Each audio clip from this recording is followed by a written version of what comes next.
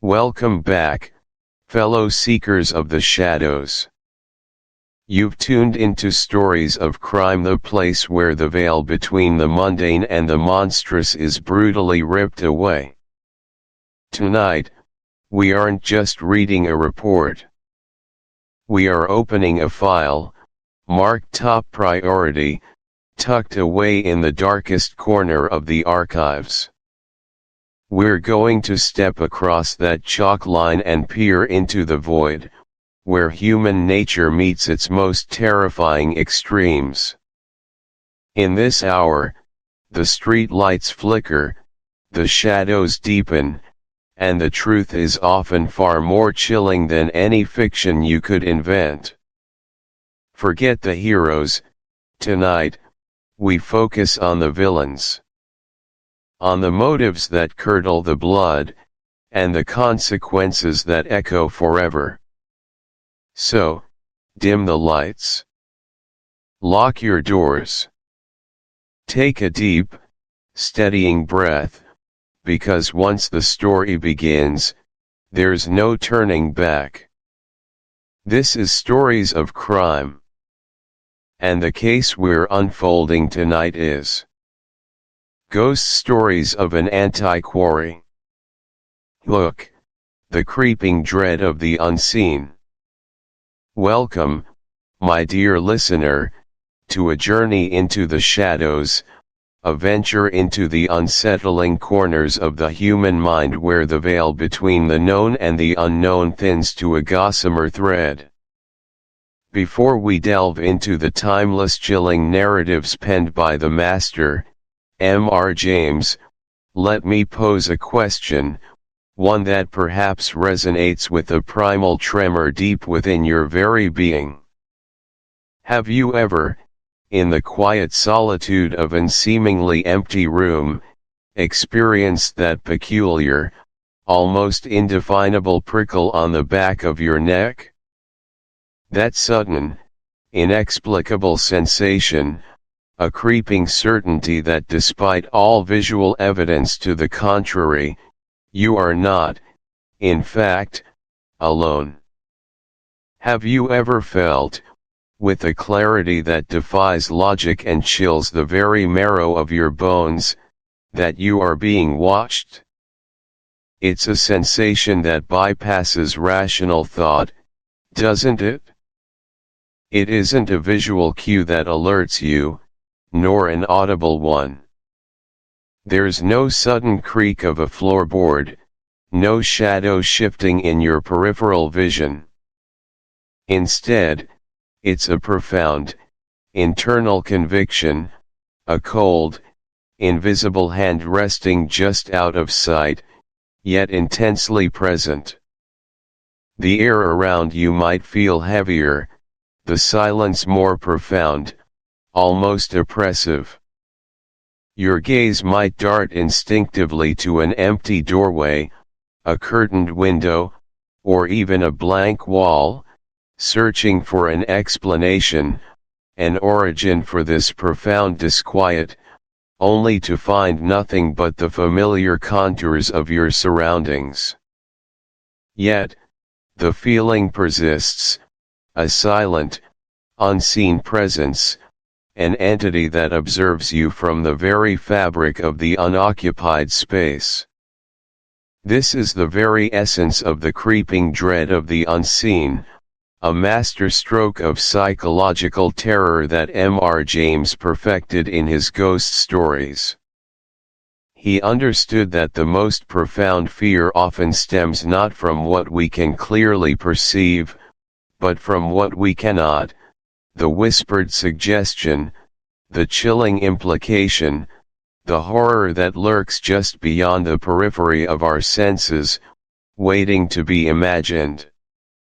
This potent sensation, this innate unease at the thought of hidden eyes upon us, forms the bedrock of our exploration into M.R. James's Ghost Stories of an Antiquary.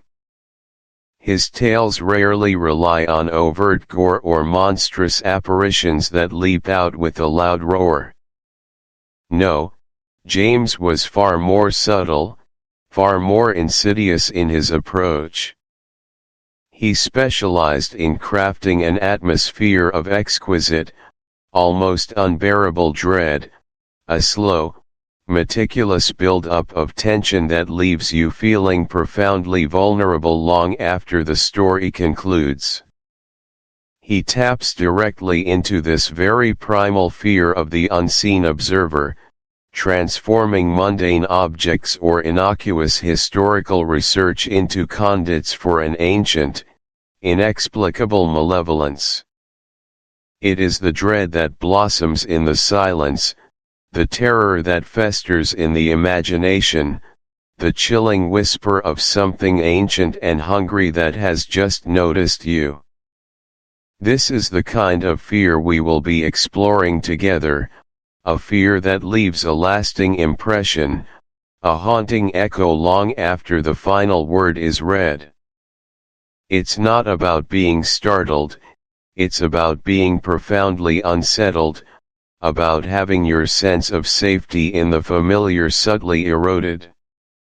Now, as we embark on this spectral journey through the auditory landscape of these classic tales, we must equip ourselves with certain sensibilities, an attentiveness to the nuances that truly elevate these stories from mere narratives to visceral experiences.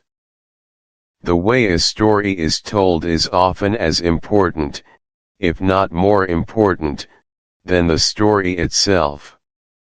And in the realm of ghost stories, especially those as elegantly crafted as M.R. James's, the presentation becomes absolutely paramount.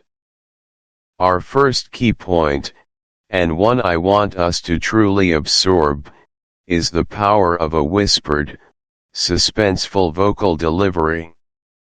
Imagine for a moment, if you will, being seated around a flickering fire, perhaps on a cold, wind-swept moor, or in the hushed, cavernous silence of an old library late at night.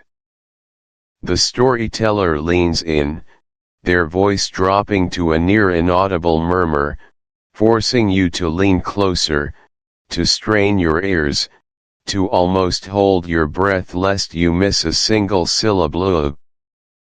And if you ever find yourself telling a ghost story of your own, remember the immense power of modulation, the way a carefully placed whisper can make a shiver run down the spine more effectively than any shouted horror.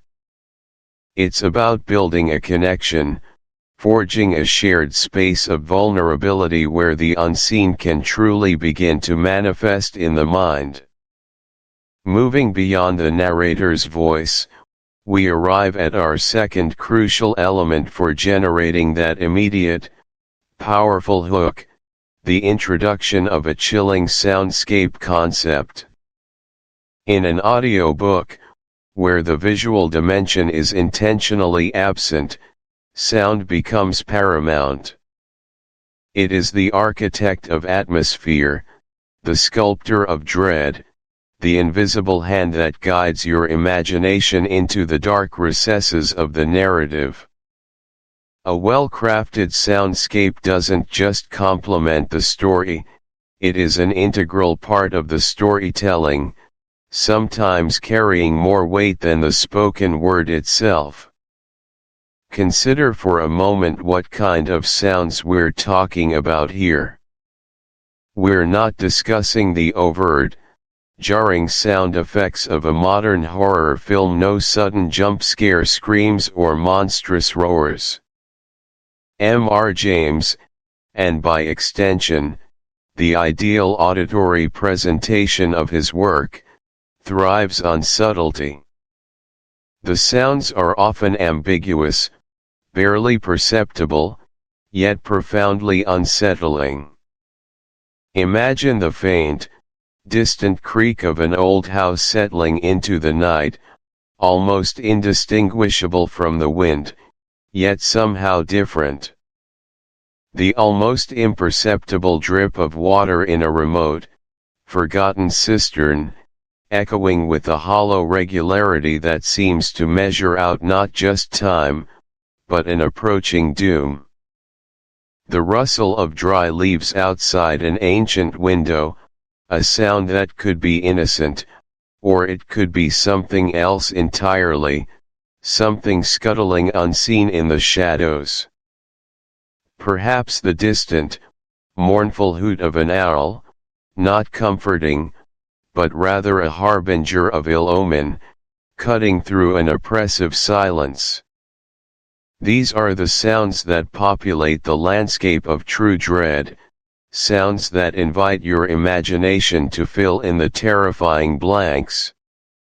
And critically, it's not just the sounds themselves, but the silence that punctuates them, the vast, echoing emptiness that makes each tiny sound resonate with amplified meaning and menace. For a real-world storytelling example, let's turn our attention to classic horror cinema, particularly films that excel at atmospheric terror without relying on excessive visuals. Think of The Haunting from 1963.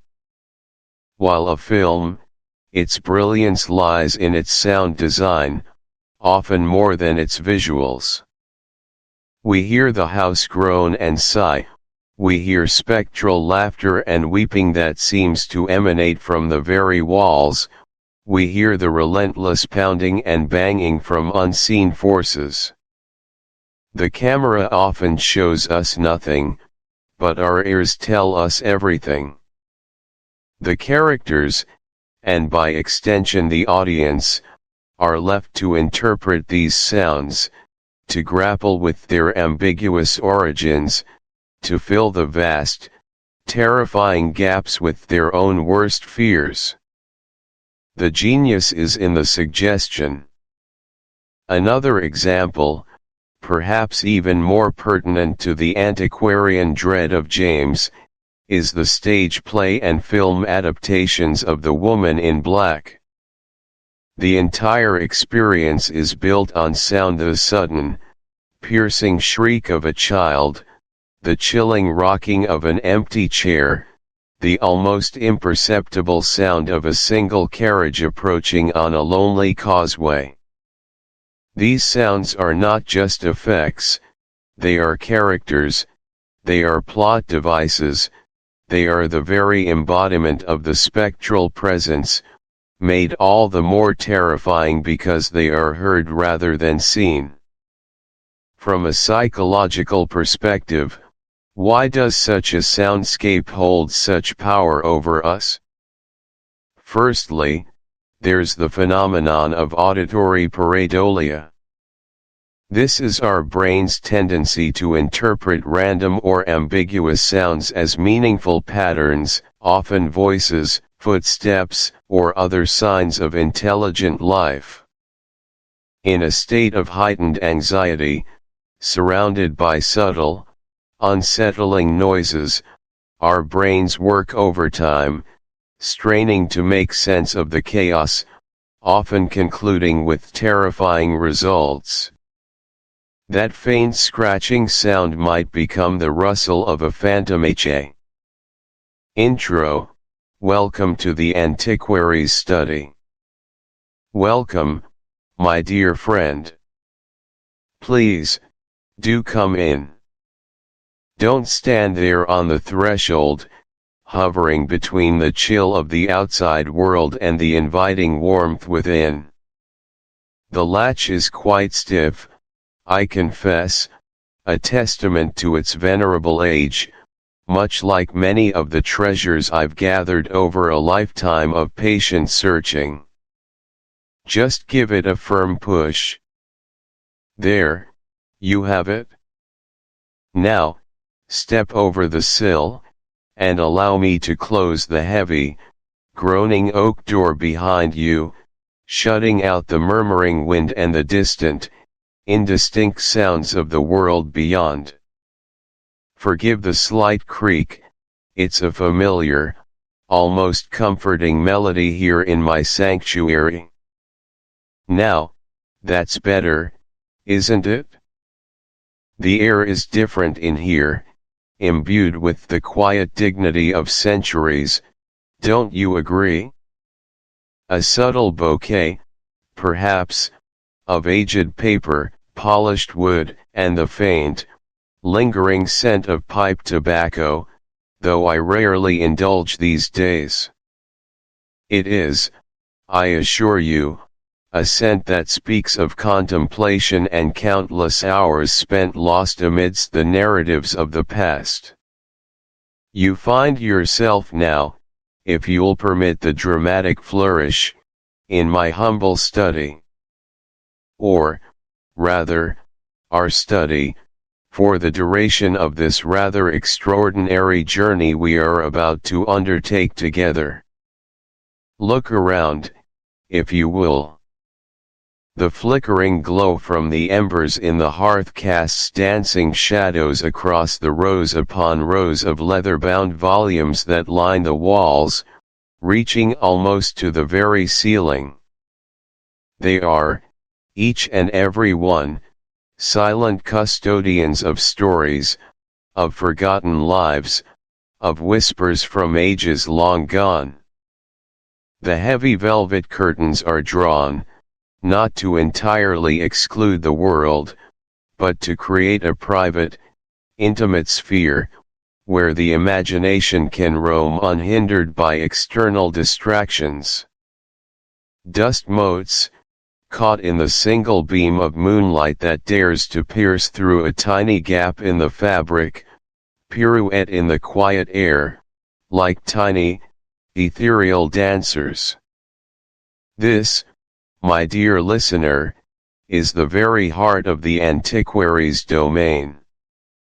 It is here, amidst these cherished relics and ancient tomes, that I have spent countless evenings, poring over fragile manuscripts, deciphering cryptic notes, and, most importantly, unearthing the curious, the uncanny, and the chilling tales that reside at the very periphery of human understanding. And it is from this very spot, from this armchair I now settle into, its worn leather groaning a soft protest under my weight, that I intend to share these narratives with you. We are about to embark upon a journey together, a rather substantial one, stretching over approximately 300 minutes of shared experience. 300 minutes, a full 5 hours, dedicated to the exploration of the spectral, the inexplicable, and the haunting echoes of the past. It's a considerable commitment, certainly, but one, I earnestly believe, that will reward your patience and your willingness to delve into the shadows. Think of it not merely as listening to a collection of stories, but as a sustained immersion, a slow, deliberate descent into realms where logic often falters and the veil between worlds grows thin. Are you ready to venture forth? I certainly hope so, for the lamp is lit, the tea is steeping, and the first of many tales patiently awaits its moment in the dim light of our shared attention. Now, as we settle into this comfortable, yet perhaps a touch foreboding, atmosphere, I want to share a little about how we shall navigate these coming hours. My intention is to adopt a tone, an intimacy, that transcends the mere act of narration. I wish for this to feel less like a formal lecture, and more like a hushed conversation between trusted companions, perhaps on a blustery night, gathered close to a sputtering fire, with the wind rattling at the panes.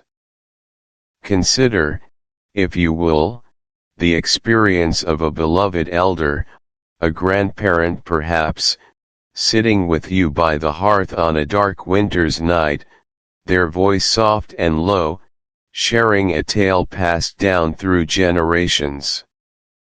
There's a certain quality to that interaction, isn't there? A warmth, a knowing glance, an almost conspiratorial intimacy. They lean in slightly, their words meet. Think of it as a carefully laid out itinerary for an expedition into the unknown. Imagine, if you will, standing before a grand, old map, unfurled upon this very table, its parchment yellowed with age, its borders adorned with fantastical beasts and intricate cartouches. A seasoned explorer, a scholar who has traversed these mysterious lands before, points with a gnarled finger to the various landmarks we are destined to visit. Here, they might say, tracing a line, we shall encounter a chilling encounter within the hallowed halls of an ancient cathedral, where unseen presences still cling to the sacred stones. Then, our journey will take us across the windswept moors to a lonely, isolated rectory, where the boundaries between life and death become terrifyingly blurred. Following that, we might delve into the claustrophobic confines of a forgotten library, where a rare volume holds a secret too dreadful to utter aloud. Each point on the map, each destination, is previewed not just as a location, but as an experience, an emotional landscape waiting to be explored. The explorer's voice carries the weight of past discoveries, hinting at both the wonders and the terrors that lie in wait, preparing you, priming your senses for the adventures to come. This careful outlining of the journey is not merely administrative, it is an act of anticipation building, an invitation to mentally prepare for the unique flavor of each impending narrative.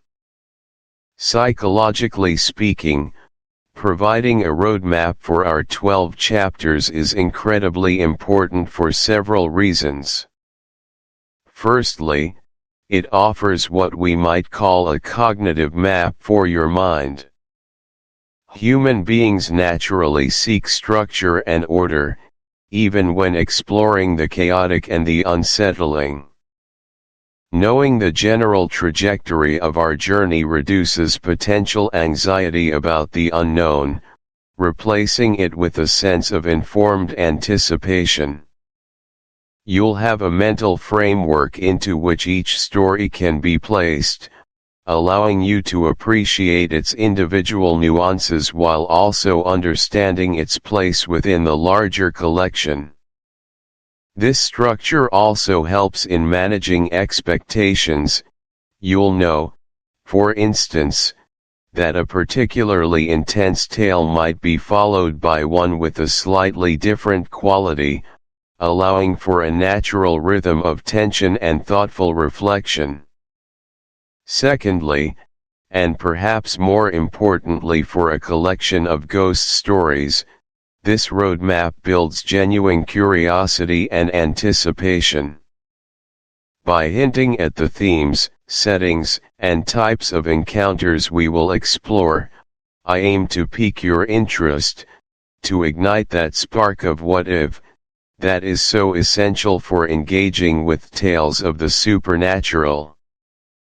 We're not just reading random stories, we're embarking on a themed expedition. Each chapter title, each subtle descriptor I might offer, becomes a small hook, drawing you further into the world we are creating together. It transforms the journey into a quest, a deliberate exploration rather than a meandering ramble. And finally, having this overview reinforces the sense of purpose and commitment to our 300-minute shared experience. It confirms that this is a substantial, coherent body of work, making your investment of time feel more structured and ultimately, more rewarding as you track your progress through its compelling narrative landscape. So, how might you practically apply this understanding as a listener? I encourage you to listen for the underlying threads that might connect these disparate tales.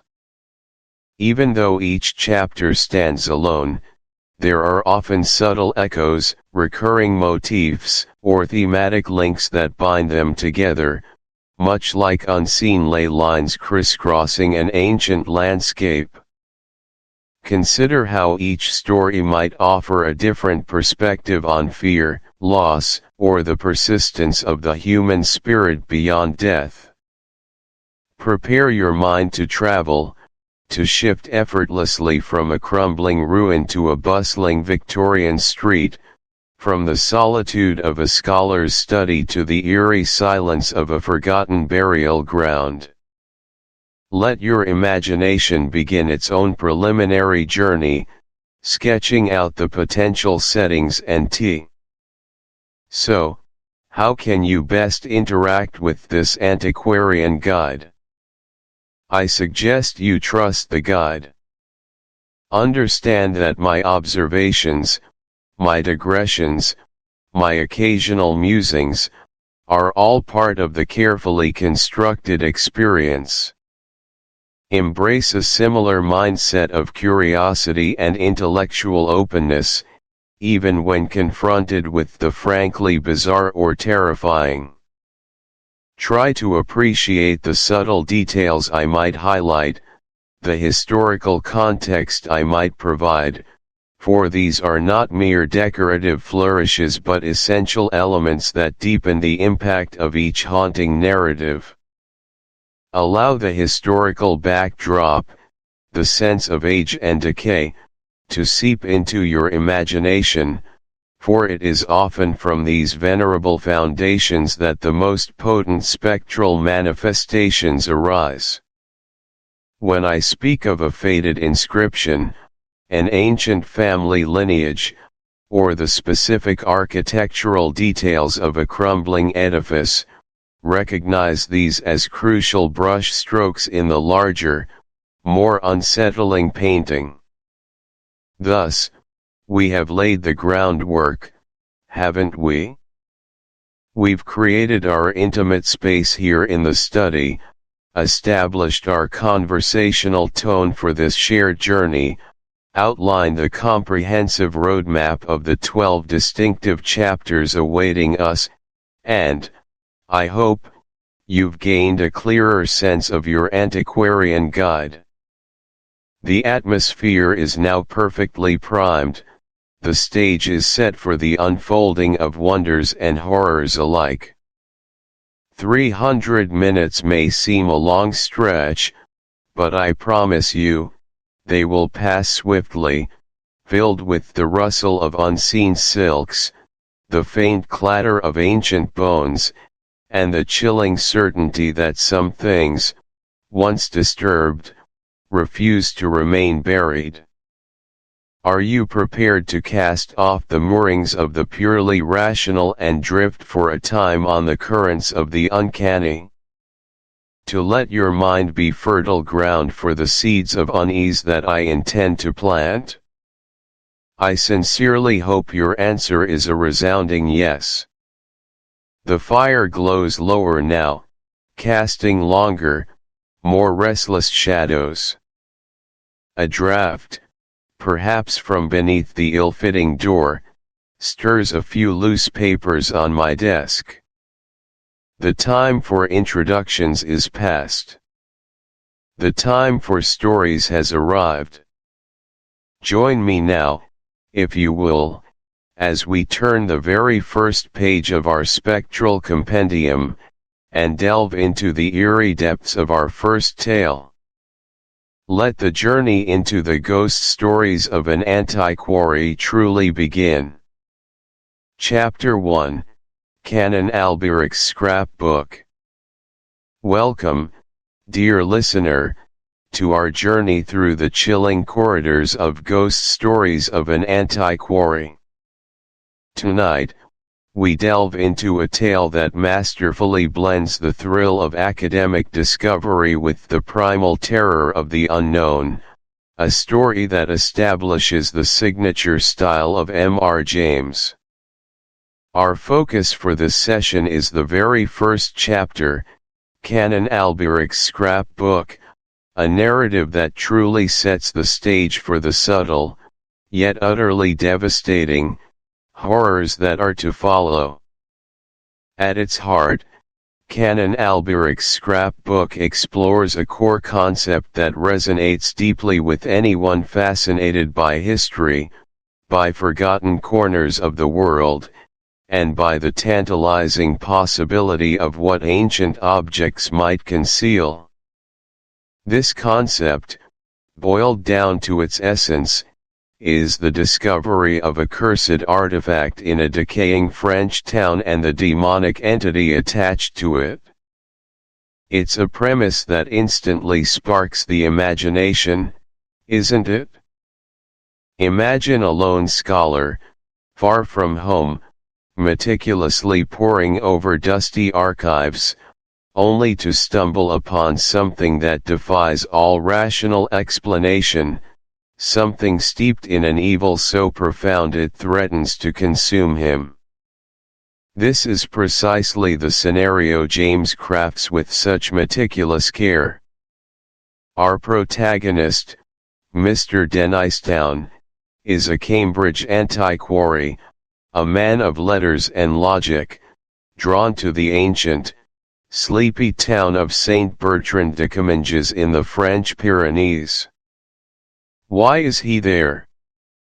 To study the architectural wonders of its magnificent cathedral and to sift through its venerable library for medieval manuscripts, a truly academic pursuit. The town itself is a character in this story, a place of crumbling grandeur, steeped in centuries of history, a silent witness to countless lives and untold secrets. It's this very atmosphere of faded glory and timeless stillness that provides the perfect crucible for the supernatural to manifest. Dennistoun's initial encounter with the scrapbook is presented as an almost casual acquisition. He hears whispers of a peculiar book in the possession of Monsieur Lecamus, the local organist. This book is no ordinary volume, it's a large folio, filled with prints and engravings, compiled by a certain Canon Alberic de Maullion, a man of the 17th century. Now, why would a simple scrapbook warrant such a tale? Because Canon Alberic, as we soon learn, was not just any canon, he was rumored to have dabbled in practices far removed from the sacred, practices that skirted the edges of the occult. The book, therefore, is not merely a collection of images, it is a relic, a vessel, imbued with the very essence of its creator's dark endeavors. Lecamus, the current custodian, is a figure shrouded in a quiet apprehension, subtly hinting at the scrapbook's unsettling nature. He mentions misfortunes that befell previous owners, a low hum of warning beneath his otherwise polite demeanor. Dennistoun, ever the rational scholar, dismisses these superstitions with a polite but firm intellectual superiority. He sees a rare find, a valuable addition to his collection, a piece of history. He haggles, he acquires, believing himself to be simply conducting a transaction, utterly unaware that he is inviting an ancient malevolence into his very presence. Consider for a moment a real-world storytelling parallel to this initial setup. Think of an archaeological team unearthing a beautifully crafted idol in an ancient, forgotten ruin. The idol is exquisite, its artistry undeniable, its historical value immense. But local legends, whispered for generations, warn of a curse, of a guardian spirit, of ill fortune befalling anyone who disturbs it. The lead archaeologist, driven by scientific rigor and the thrill of discovery, laughs off these folk tales. He sees only the artifact, the scientific data, the career-defining find. Yet, as the artifact is brought into the light, strange occurrences begin to plague the dig site, subtle at first, then escalating into undeniable manifestations of something deeply wrong. This mirrors Dennistown's initial engagement with Canon Alberic's scrapbook, the academic lure, the dismissed war. He's in St. Bertrand for serious research, not ghost stories. His acquisition of the scrapbook is a victory of antiquarian pursuit. He settles into his hotel room, eager to examine his prize, perhaps anticipating a fascinating evening poring over forgotten engravings and archaic texts. This is a moment of pure academic satisfaction. He feels intelligent, accomplished, perhaps even a little smug for having secured such a treasure. He is entirely in control, confident in his rational worldview. But as the evening progresses, and Dennistown, alone in his room, delves deeper into the scrapbook, the atmosphere subtly shifts. The quiet satisfaction begins to erode. He turns page after page, admiring the crude yet effective engravings, perhaps noting the stylistic peculiarities of the 17th century. Then, he encounters it, the drawing that breaks the spell of his intellectual detachment, the image that shatters his composure. It is a portrait, so disturbing in its execution that it immediately stands apart from the rest. It depicts a figure, undeniably demonic, with an intensity and malevolence that leaps off the page. The eyes, in particular, are described in a way that suggests they are not merely drawn, but alive, staring back with an ancient, predatory intelligence. This is the fulcrum of the story. The moment of academic curiosity gives way to profound disquiet, then to an escalating sense of dread, and finally, to visceral, soul-shaking terror. Dennistown's scholarly assessment is replaced by a primal instinct for survival.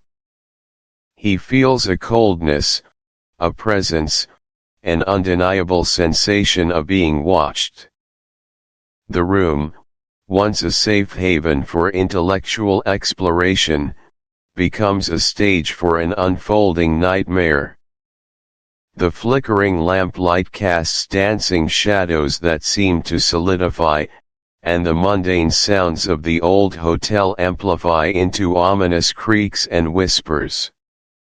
What unfolds next is a terrifying, almost hallucinatory encounter. The demonic figure from the drawing appears in his room, a shadowy, menacing presence that isn't merely a figment of his imagination but a palpable entity. James is masterful here in his ambiguity. Is it real? Is it a waking nightmare?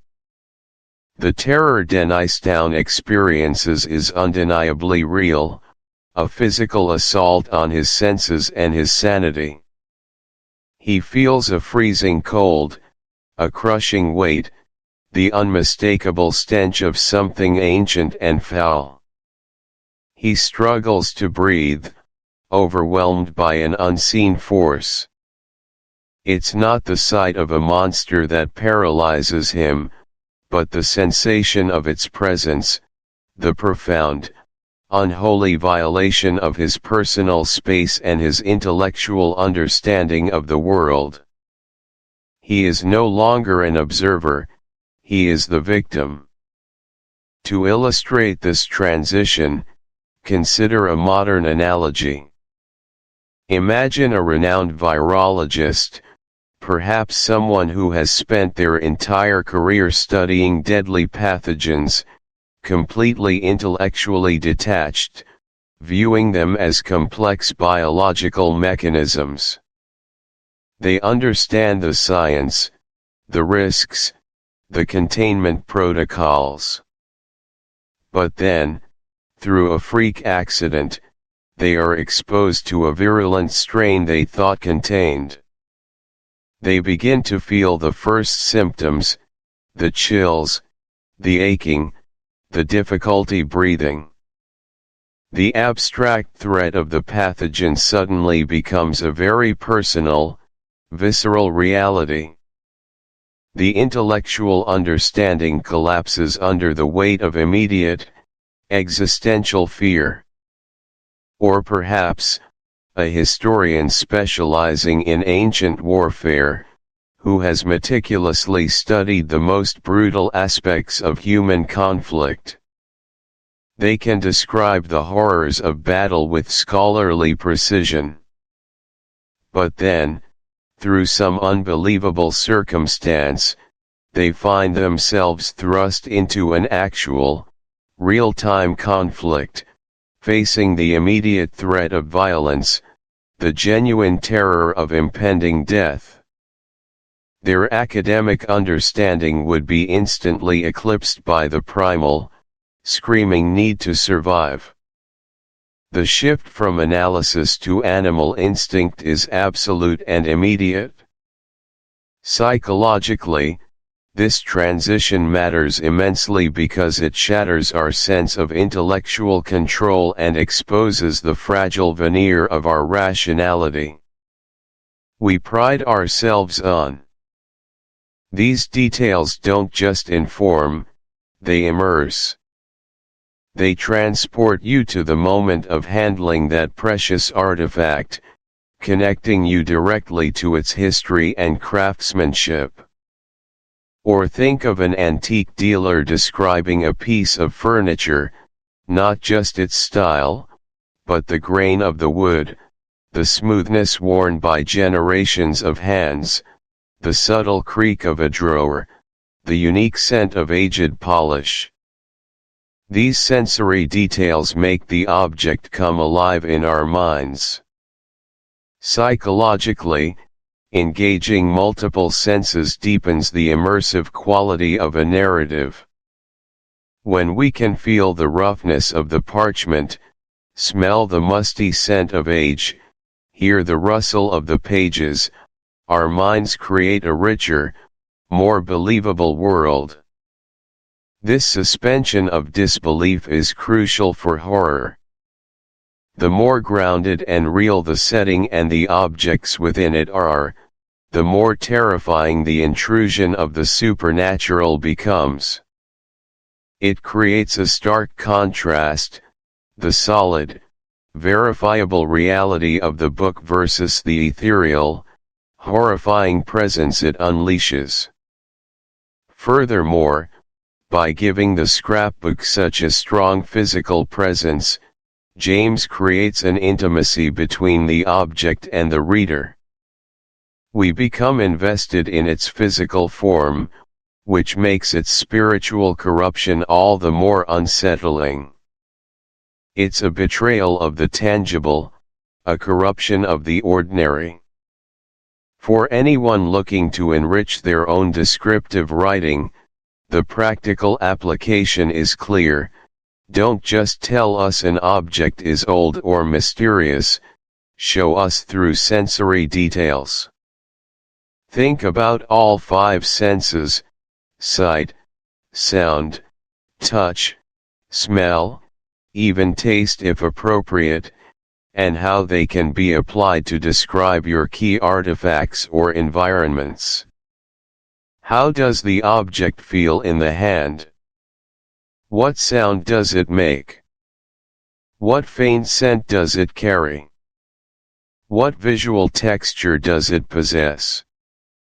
These specific, evocative details transform a simple prop into a living, breathing part of the story, making its influence, whether benign or malevolent, infinitely more palpable and memorable. The more vivid the object, the more profound its impact on the narrative and the characters, and indeed, on the listener's imagination.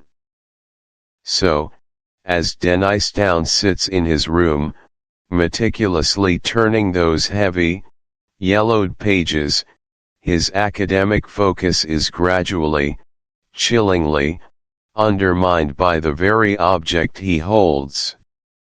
The tactile reality of the scrapbook, so initially appealing, becomes the conduit for his terror. The transition from scholarly examination to overwhelming dread is complete when he finally confronts the true nature of what Canon Alberic had bound within those ancient pages. The detailed descriptions of the book make the horror feel not just psychological, but deeply physical, emanating from an object that we have been led to believe we could almost reach out and touch. The climax of Canon Alberic's scrapbook sees Dennistoun, utterly shaken and irrevocably changed, burn the cursed volume.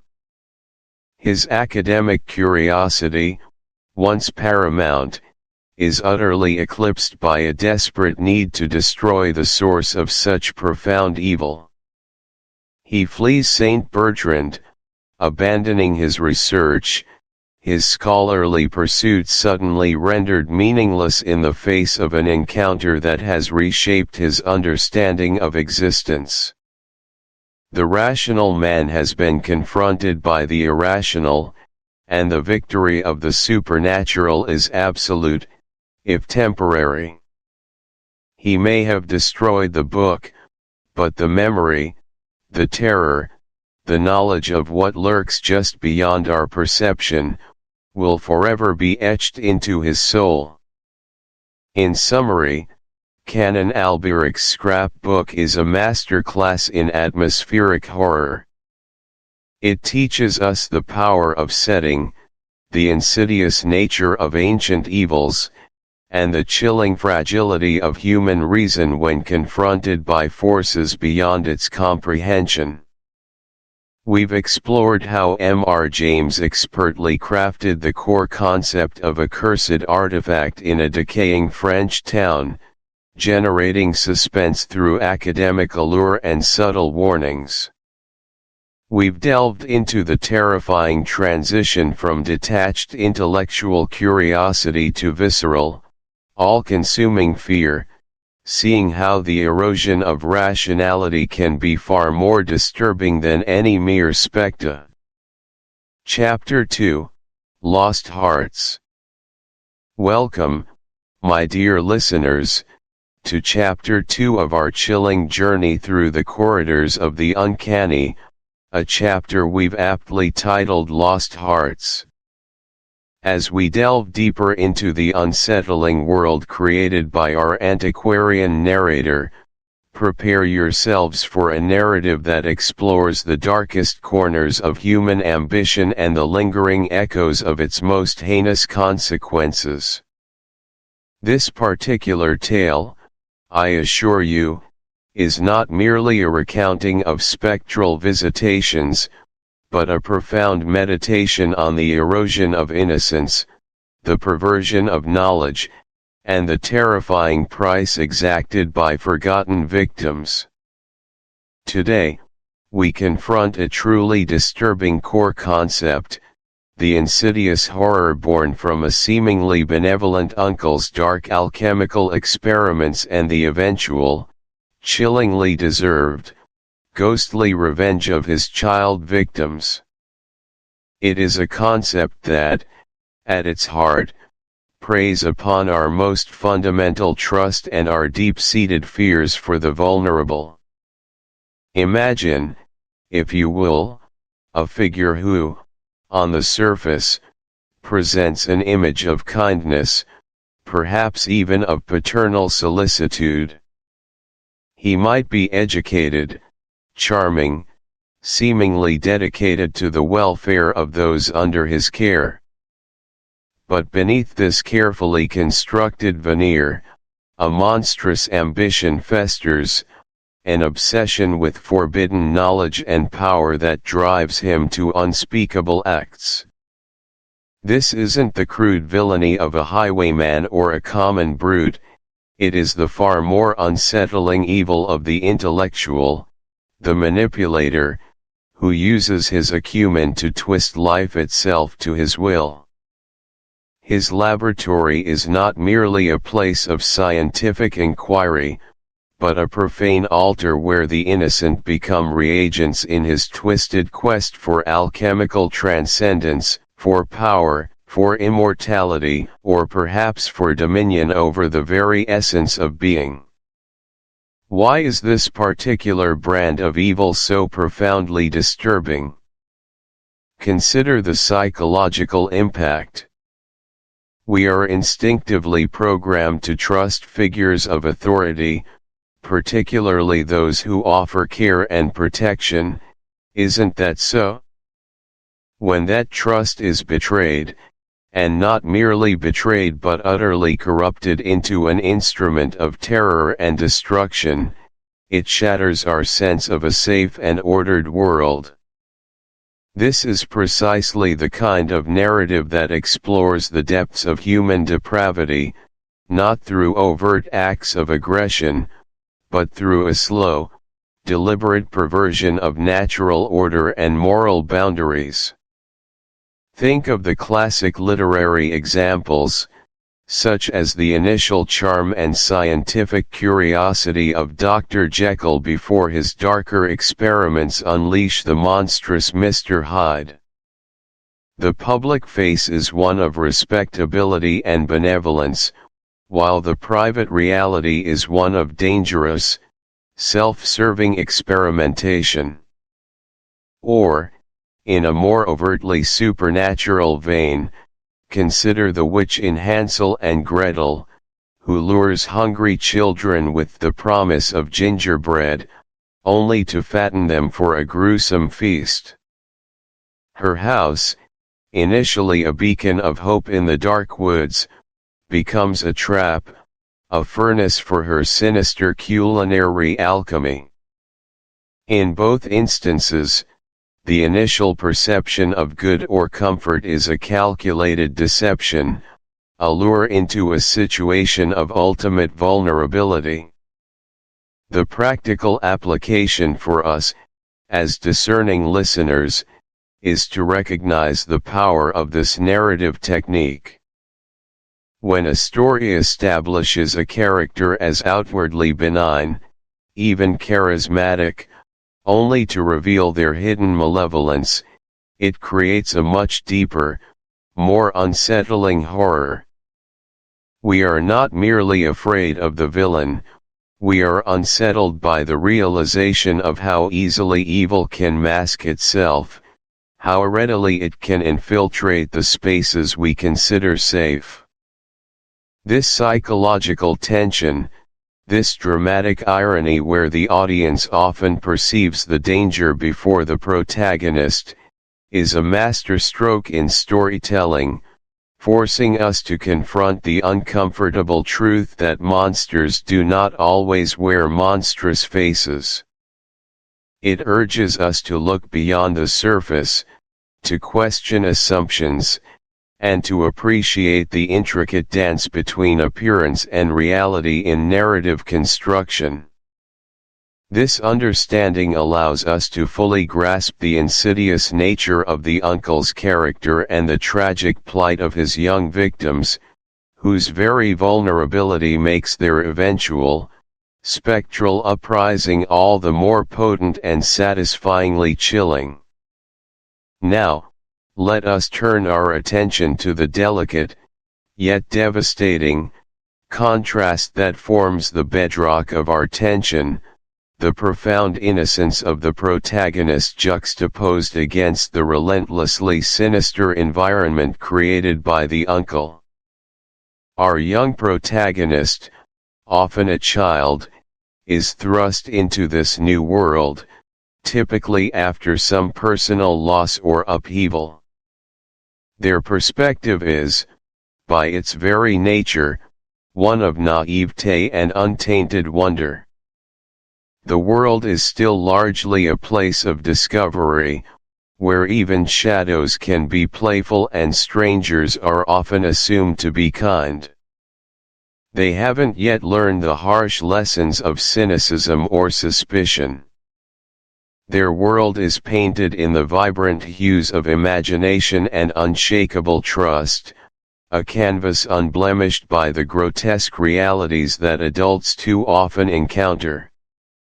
Their simple joys might be found in a ray of sunlight filtering through a dusty window, or the fleeting companionship of a stray animal, or merely the quiet promise of a new, if unfamiliar, home. This innocence is not merely a character trait, it is a precious, fragile state of being that makes the unfolding horror all the more poignant and unbearable. We, as observers, are acutely aware of the preciousness of what is at stake. Then, into this innocent world, crashes the grim reality of the sinister environment. The uncle's house is rarely a bright, welcoming abode. Instead, it is often described with an almost palpable sense of age, of decay, of something fundamentally wrong. The air itself might feel heavy, laden with peculiar, unidentifiable odors, perhaps the metallic tang of chemicals, the musty scent of neglect, or a cloying, sickly sweet aroma that hints at something organic decomposing. Silence often hangs in the air, not the comfortable hush of a peaceful home, but an oppressive, watchful quiet that seems to absorb all sound, muffling even the protagonist's own footsteps. Dust motes dance in the infrequent shafts of light, revealing the pervasive neglect, the lack of a nurturing hand. Strange, archaic instruments might be glimpsed in shadowed corners, their purpose unknown to the child, but hinting at obscure, possibly dangerous, activities. The very architecture might seem to sag under the weight of untold secrets, with perpetually locked doors and windows that offer no view of the outside world, creating a sense of entrapment. This contrast is not accidental, it is a deliberate narrative choice designed to maximize emotional impact. Psychologically, this sharp juxtaposition is incredibly effective because it leverages our innate protective instincts. When we see innocence threatened, especially the innocence of a child, our empathy is immediately engaged.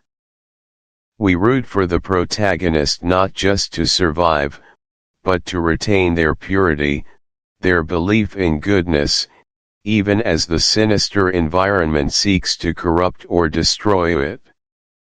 This dramatic irony, where the audience is privy to the looming danger while the protagonist remains blissfully, or tragically, unaware, heightens the tension to an almost unbearable degree. We scream inwardly at the child to turn back, to notice. The protagonist's curiosity is, of course, a natural human instinct, amplified in the unburdened mind of a child. What child hasn't felt the irresistible pull of a forbidden space, a locked cabinet, a mysterious box? Their imagination, unfettered by adult cynicism, might conjure images of hidden treasures, exotic pets, or forgotten toys. They might try the handle tentatively, feeling the cold, unyielding metal, their small hand pushing with futile determination against the impenetrable barrier. The lack of response, the absolute refusal of the door to yield, only serves to intensify their wonder and their desire to know. It's not just a door, it becomes a challenge, a riddle, a symbol of the unknown that lies just beyond their grasp, tantalizing and terrifying in equal measure. Then comes the uncle's reaction. This is where the tension truly escalates. Any innocent query, any lingering glance towards the forbidden door, is met with an immediate, disproportionate response. His voice might suddenly sharpen, losing its carefully cultivated benevolence, becoming clipped and stern. His eyes might dart towards the door with a flash of fear or anger, betraying the depth of his secret. He might offer a curt, dismissive explanation. That room is out of bounds, it's simply old and disused, the plumbing is dangerous. But the forced nature of his words, the tremor in his voice, or the sudden tightness around his mouth, reveal the lie. This swift transformation from a benign guardian to a stern, almost menacing figure confirms the child's growing suspicion: there is something behind that door, something the uncle desperately wishes to keep hidden. This abrupt shift in demeanor is a psychological alarm bell, ringing not just for the protagonist, but for us, the listeners, signaling that we are approaching the heart of the horror. Psychologically, the locked door is a powerful and ancient symbol. It represents repression, secrets, and the fear of the unknown. It taps into our primal curiosity, our innate human drive to uncover mysteries, to pierce through the veil of what is hidden. What lies behind the door? Our minds, given limited information, will always conjure something far more terrifying than any direct revelation. The very act of forbidding access creates an irresistible allure, a forbidden fruit effect that makes the mystery all the more potent. Moreover, the fact that it is a bathroom door, a place of hygiene and personal space, is particularly unsettling. It suggests that the uncle's experiments are not just dangerous or unethical, but perhaps truly unholy, defiling even the most intimate and mundane aspects of domestic life. It transforms a commonplace space into a locus of the profane, a silent witness to unspeakable acts. This violation of the expected function of a room heightens the sense of perversion and makes the horror resonate more deeply. Let's explore this through real-world storytelling examples. Perhaps the most famous literary example is Bluebeard's Forbidden Chamber. His new wife is given keys to all the rooms in the castle, with one crucial exception: a small, secret chamber she is explicitly forbidden to enter. Her curiosity, of course, proves irresistible. The blood-stained key and the horrors she discovers within the corpses of his former wives reveal the true, monstrous nature of her husband. The locked door is not just a physical barrier, it's a test, a symbol of his control and her burgeoning terror. Or consider the oppressive, Locked West Wing in Daphne du Maurier's Rebecca, which Mrs. Danvers keeps immaculately preserved, a shrine to the deceased first wife. Though not overtly supernatural, the locked room holds the haunting presence of the past, filled with the lingering essence of Rebecca, tormenting the new Mrs. De Winter and driving her to despair. In each case, the locked door is a powerful narrative device, accumulating dread and foreshadowing the inevitable, terrible reveal. It's not the contents of the room that are initially frightening, but the very act of its concealment, the unspook. Chapter 3, The Mezzotint. Welcome, dear listener, to a journey into the subtle, yet profoundly disturbing, art of storytelling within the realm of the supernatural. Today, we delve into a chapter that is a masterclass in psychological horror, a story where the terror unfolds not with a sudden scream, but with the creeping inevitability of a nightmare gradually revealing itself. We are, of course, referring to The Mezzotint, a chilling narrative from Ghost Stories of an Antiquary. At the heart of The Mezzotint lies an extraordinary and deeply unsettling core concept, the idea of an evolving piece of art that displays a horrifying kidnapping in what feels like real time. Can you imagine anything more unnerving than a picture that subtly shifts, changes, and ultimately reveals a dreadful narrative, not all at once, but with a deliberate, agonizing slowness? This isn't merely a static image, it is a window, not into the past, but into an unfolding, ghostly present, reenacting a terrible moment with each successive glance. The horror here is not just in the event depicted, but in the insidious way it is revealed, forcing the observer to bear witness to a crime that has already occurred, yet is somehow perpetually happening before their very eyes. It's a concept that plays on our deepest anxieties about observation, about agency, and about the thin veil between our reality and whatever spectral domain might bleed through. Think for a moment about the implications of such a concept. What does it mean for an object, ostensibly a mere print, to possess such an active, malevolent power? It transforms a passive piece of decoration into an active participant in a haunting, a silent storyteller that demands attention.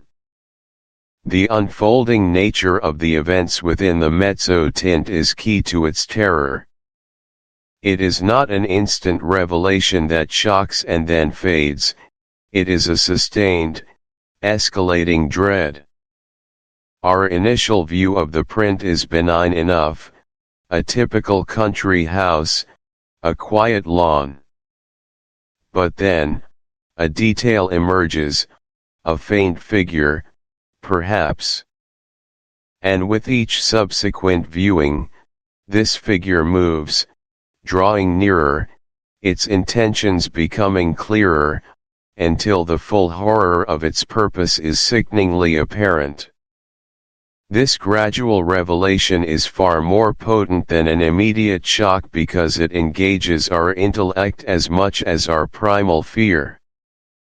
We become detectives in this ghostly drama, piecing together the grim narrative, and in doing so, we become complicit, or at least unwilling spectators, to the unfolding tragedy.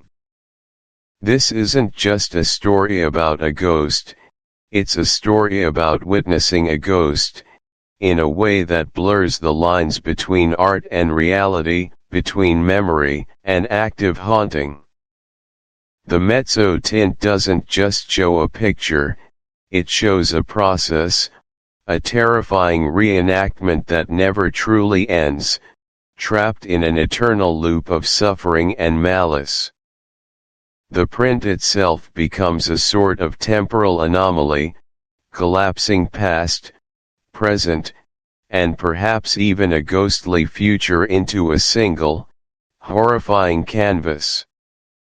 It forces us to confront the notion that some terrible acts are so deeply imprinted on a place, or on an object, that they continue to replay themselves, perhaps as a perpetual torment, or as an eternal warning to those with eyes to see. Now, let's explore how we, as storytellers, can effectively convey this profound sense of evolving dread, this slow-motion nightmare, through the power of narration.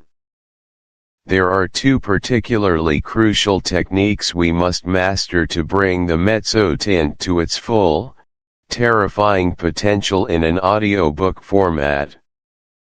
These are, firstly, pacing the narration to meticulously match the slow, deliberate changes in the picture, and secondly, using strategic pauses to amplify the shock and weight of each new, horrifying viewing.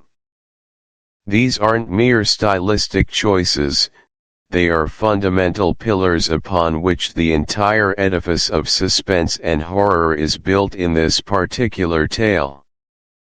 They are the scaffolding that supports the creeping fear, allowing it to build slowly, steadily, and overwhelmingly, rather than assaulting the listener with a quick, fleeting scare. Without these elements, the story would lose much of its unique, insidious power, becoming merely a strange tale rather than a genuinely unsettling experience that lingers long after the final word.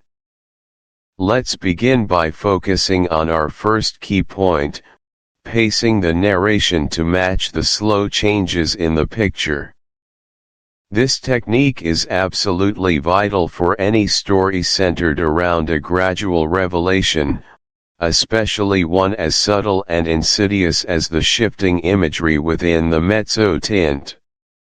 Imagine a sculptor meticulously chipping away at a block of marble, each stroke revealing a little more of the form hidden within.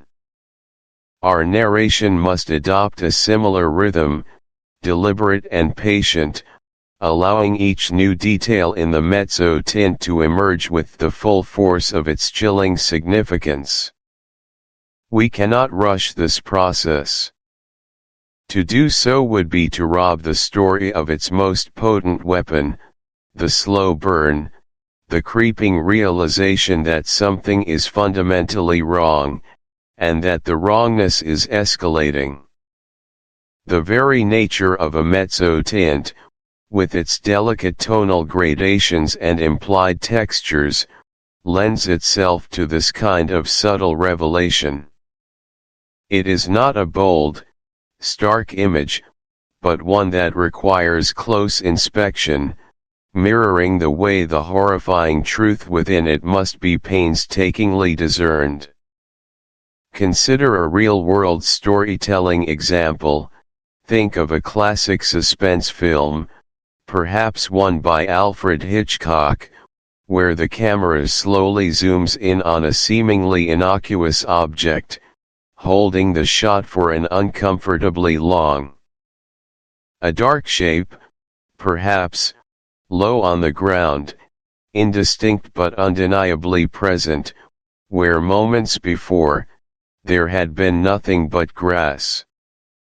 The key is to avoid immediate alarm and instead cultivate a growing sense of unease, a feeling of something is not quite right, rather than outright terror. This subtle introduction makes the subsequent escalation far more impactful. As subsequent changes occur and the figure moves closer, the narration should grow incrementally more urgent, more loaded with a subtle dread. We move from describing a dark shape to a crouching figure, then to a man on his hands and knees, and finally, to the unmistakable form of a man, crawling purposefully towards the house. Each description needs to be precise, building upon the last without repeating phrases. Vary your sentence structure and length. Shorter, more direct sentences can emphasize a sudden, shocking detail, while longer, more descriptive sentences can immerse the listener in the agonizing detail of the picture's transformation. For example, when the figure reaches the house, we might transition from a long, descriptive sentence about its approach to a terse, impactful statement, and then, with a horrifying certainty, he was no longer on the lawn. He was at the wall, pressed against the foundation, seemingly poised to enter. This shift in rhythm underscores the gravity of the new development, signaling a turning point in the unfolding horror. Crucially, throughout this unfolding narrative, we must consistently highlight the character's internal reactions and growing alarm. This externalizes the internal pacing. Mr. Williams's disbelief, his attempts to rationalize, his eventual terror, these are all indicators to the listener of the gravity of the situation and the passage of time between viewings. He examined it again that evening, with a faint, inexplicable tremor of apprehension. And yes, undoubtedly, the dark form was nearer still. What infernal mischief was this? The questions, the internal monologue, these are our tools to demonstrate the slow creep of realization. By maintaining this deliberate, step-by-step approach, we ensure that the listener is fully immersed in the slow, agonizing reveal, making the eventual culmination of the horror all the more devastating. We are not just observing a picture, we are observing the protagonist's descent into understanding a nightmare, a journey we are compelled to share. The narrator's tone itself should mirror this progression, moving from academic curiosity to a voice laden with solemn apprehension, and finally, to one tinged with palpable dread. Now, let's turn our attention to the second, equally powerful technique, using strategic pauses to amplify the shock of each new viewing. In the world of audio, silence is not merely an absence of sound, it is a powerful narrative tool, a canvas upon which the listener's imagination can paint its own horrors. A well-placed pause is like a held breath, a moment of suspended animation that allows a revelation to truly sink in, to resonate deeply within the listener's mind. It's a testament to the power of suggestion and the potency of what is left unsaid. The silence, in effect, becomes a magnifying glass for the mind's eye, forcing it to linger on the image that has just been described, to fully absorb its implications before being carried forward by the narrative. It's a deliberate withholding, not to frustrate, but to deepen the emotional and psychological impact. Consider a real-world storytelling example. Think of a dramatic monologue in a compelling play or film. An actor delivers a pivotal, shocking line, a confession, a terrible discovery, a declaration of malevolence, and then, critically, allows a beat of silence to hang in the air before continuing. That silence isn't empty, it's pregnant with meaning. It gives the audience a chance to process the weight of the words, to feel the emotional impact, to gasp, or to simply let the gravity of the moment settle.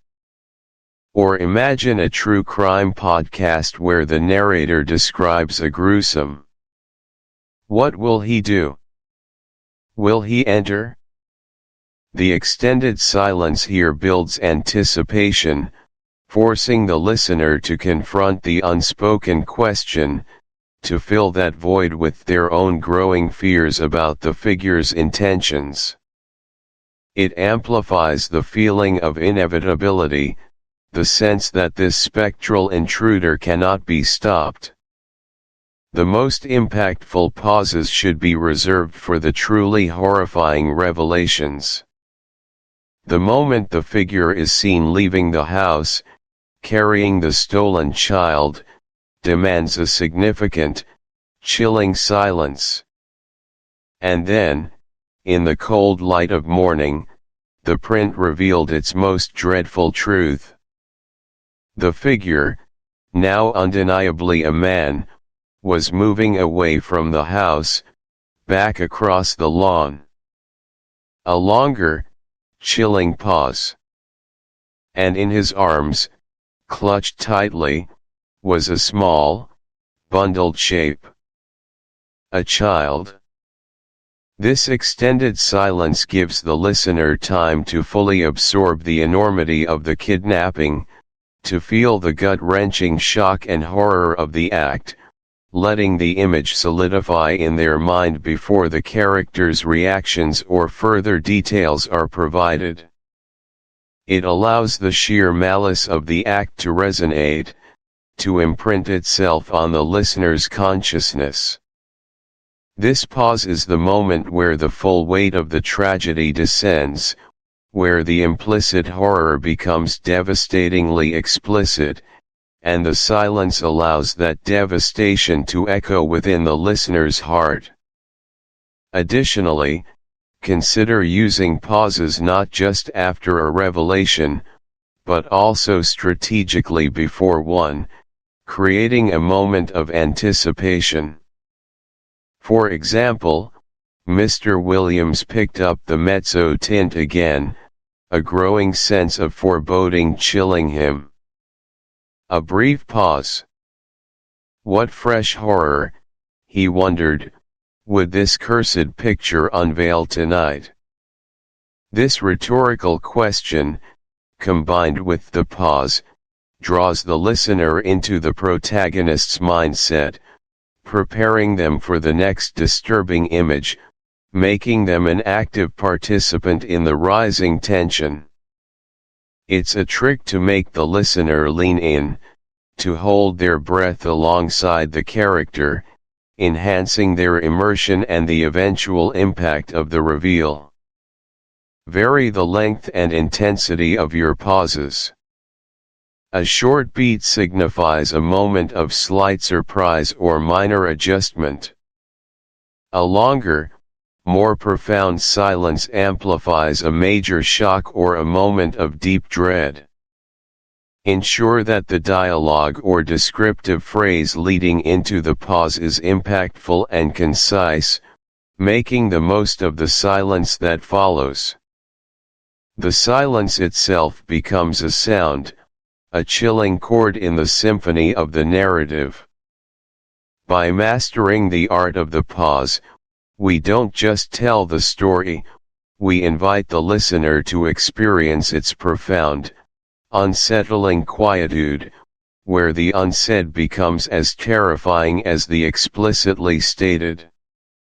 It transforms the act of listening into a more introspective and emotionally charged experience, where the listener's own thoughts and fears are given space to blossom, nurtured by the well-timed absence of sound.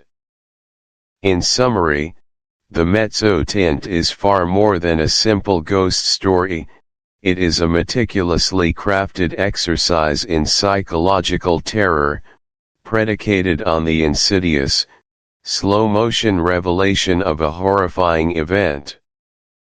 the core concept of an evolving piece of art depicting a real-time kidnapping is what grips us, transforming a static object into a dynamic, malevolent entity, a harbinger of dread that continuously renews its ghastly act.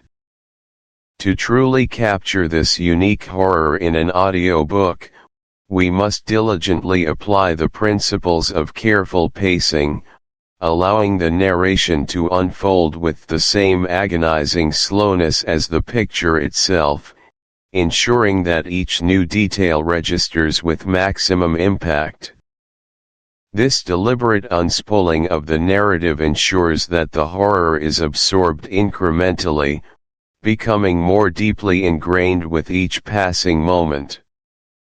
And equally crucial, we must employ strategic pauses, not as mere breaks in speech, but as powerful tools to amplify the shock, to allow the listener's imagination to engage, and to let the chilling weight of each discovery settle before the narrative moves relentlessly forward. These silences are not empty, they are charged with the listener's own internal processing. Chapter 4, The Ash Tree.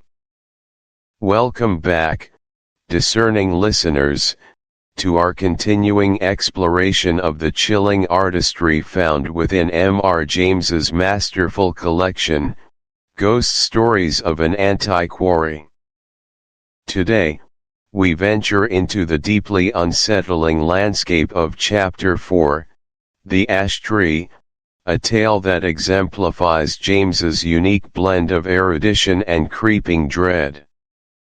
Prepare yourselves, for this particular narrative delves into themes that resonate with primal fears, ancient wrongs, and the grotesque manifestations of malevolent intent.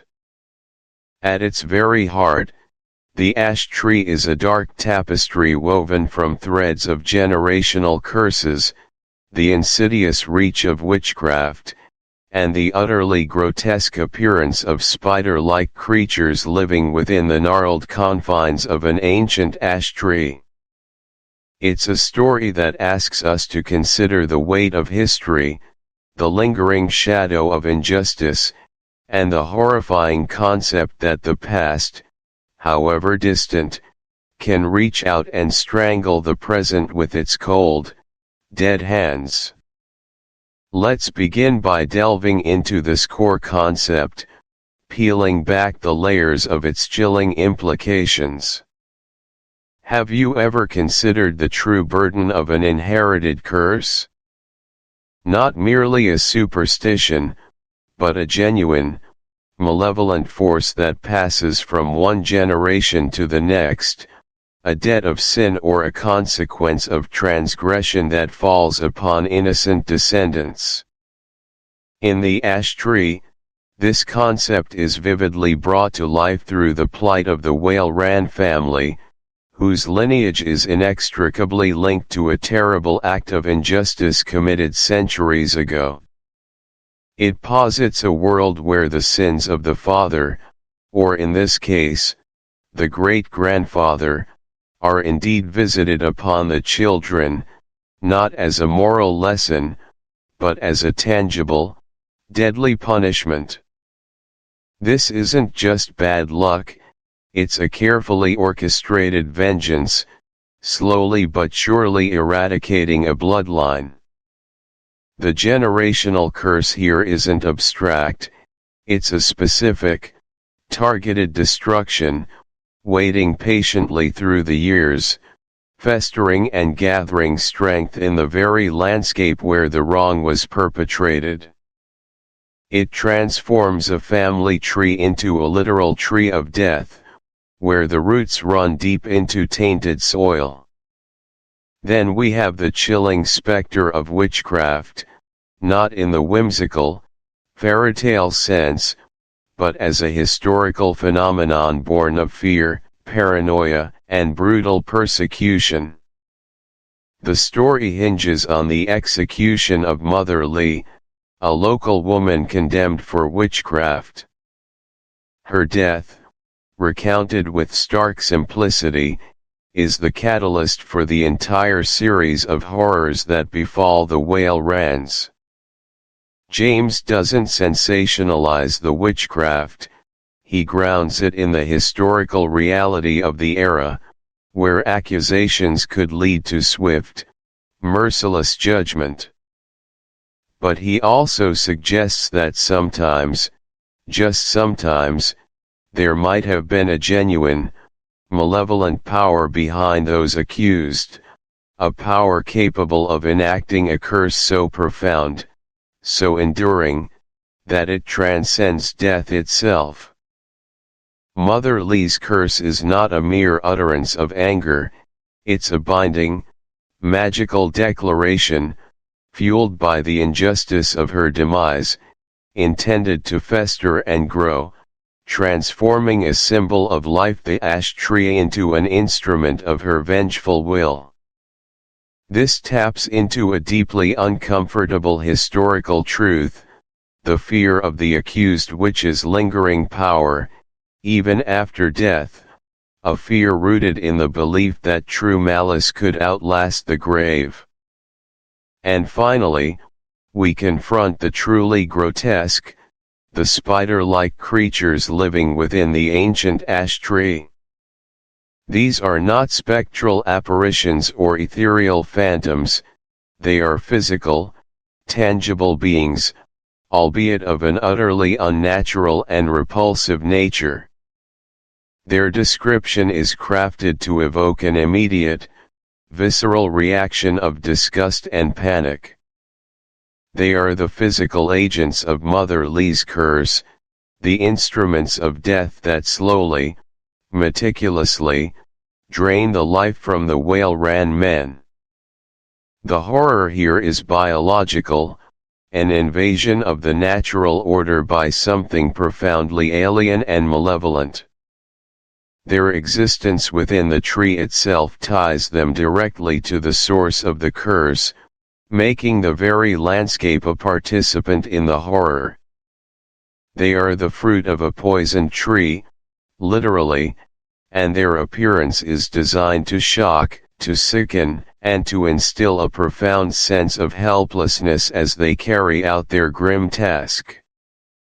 These are not cuddly fantasy spiders, these are the stuff of nightmares, born of ancient malevolence, and their physical attributes are described with such unsettling detail that one can almost feel their chitinous bodies, hear their scuttling movements, and sense their cold, unblinking eyes.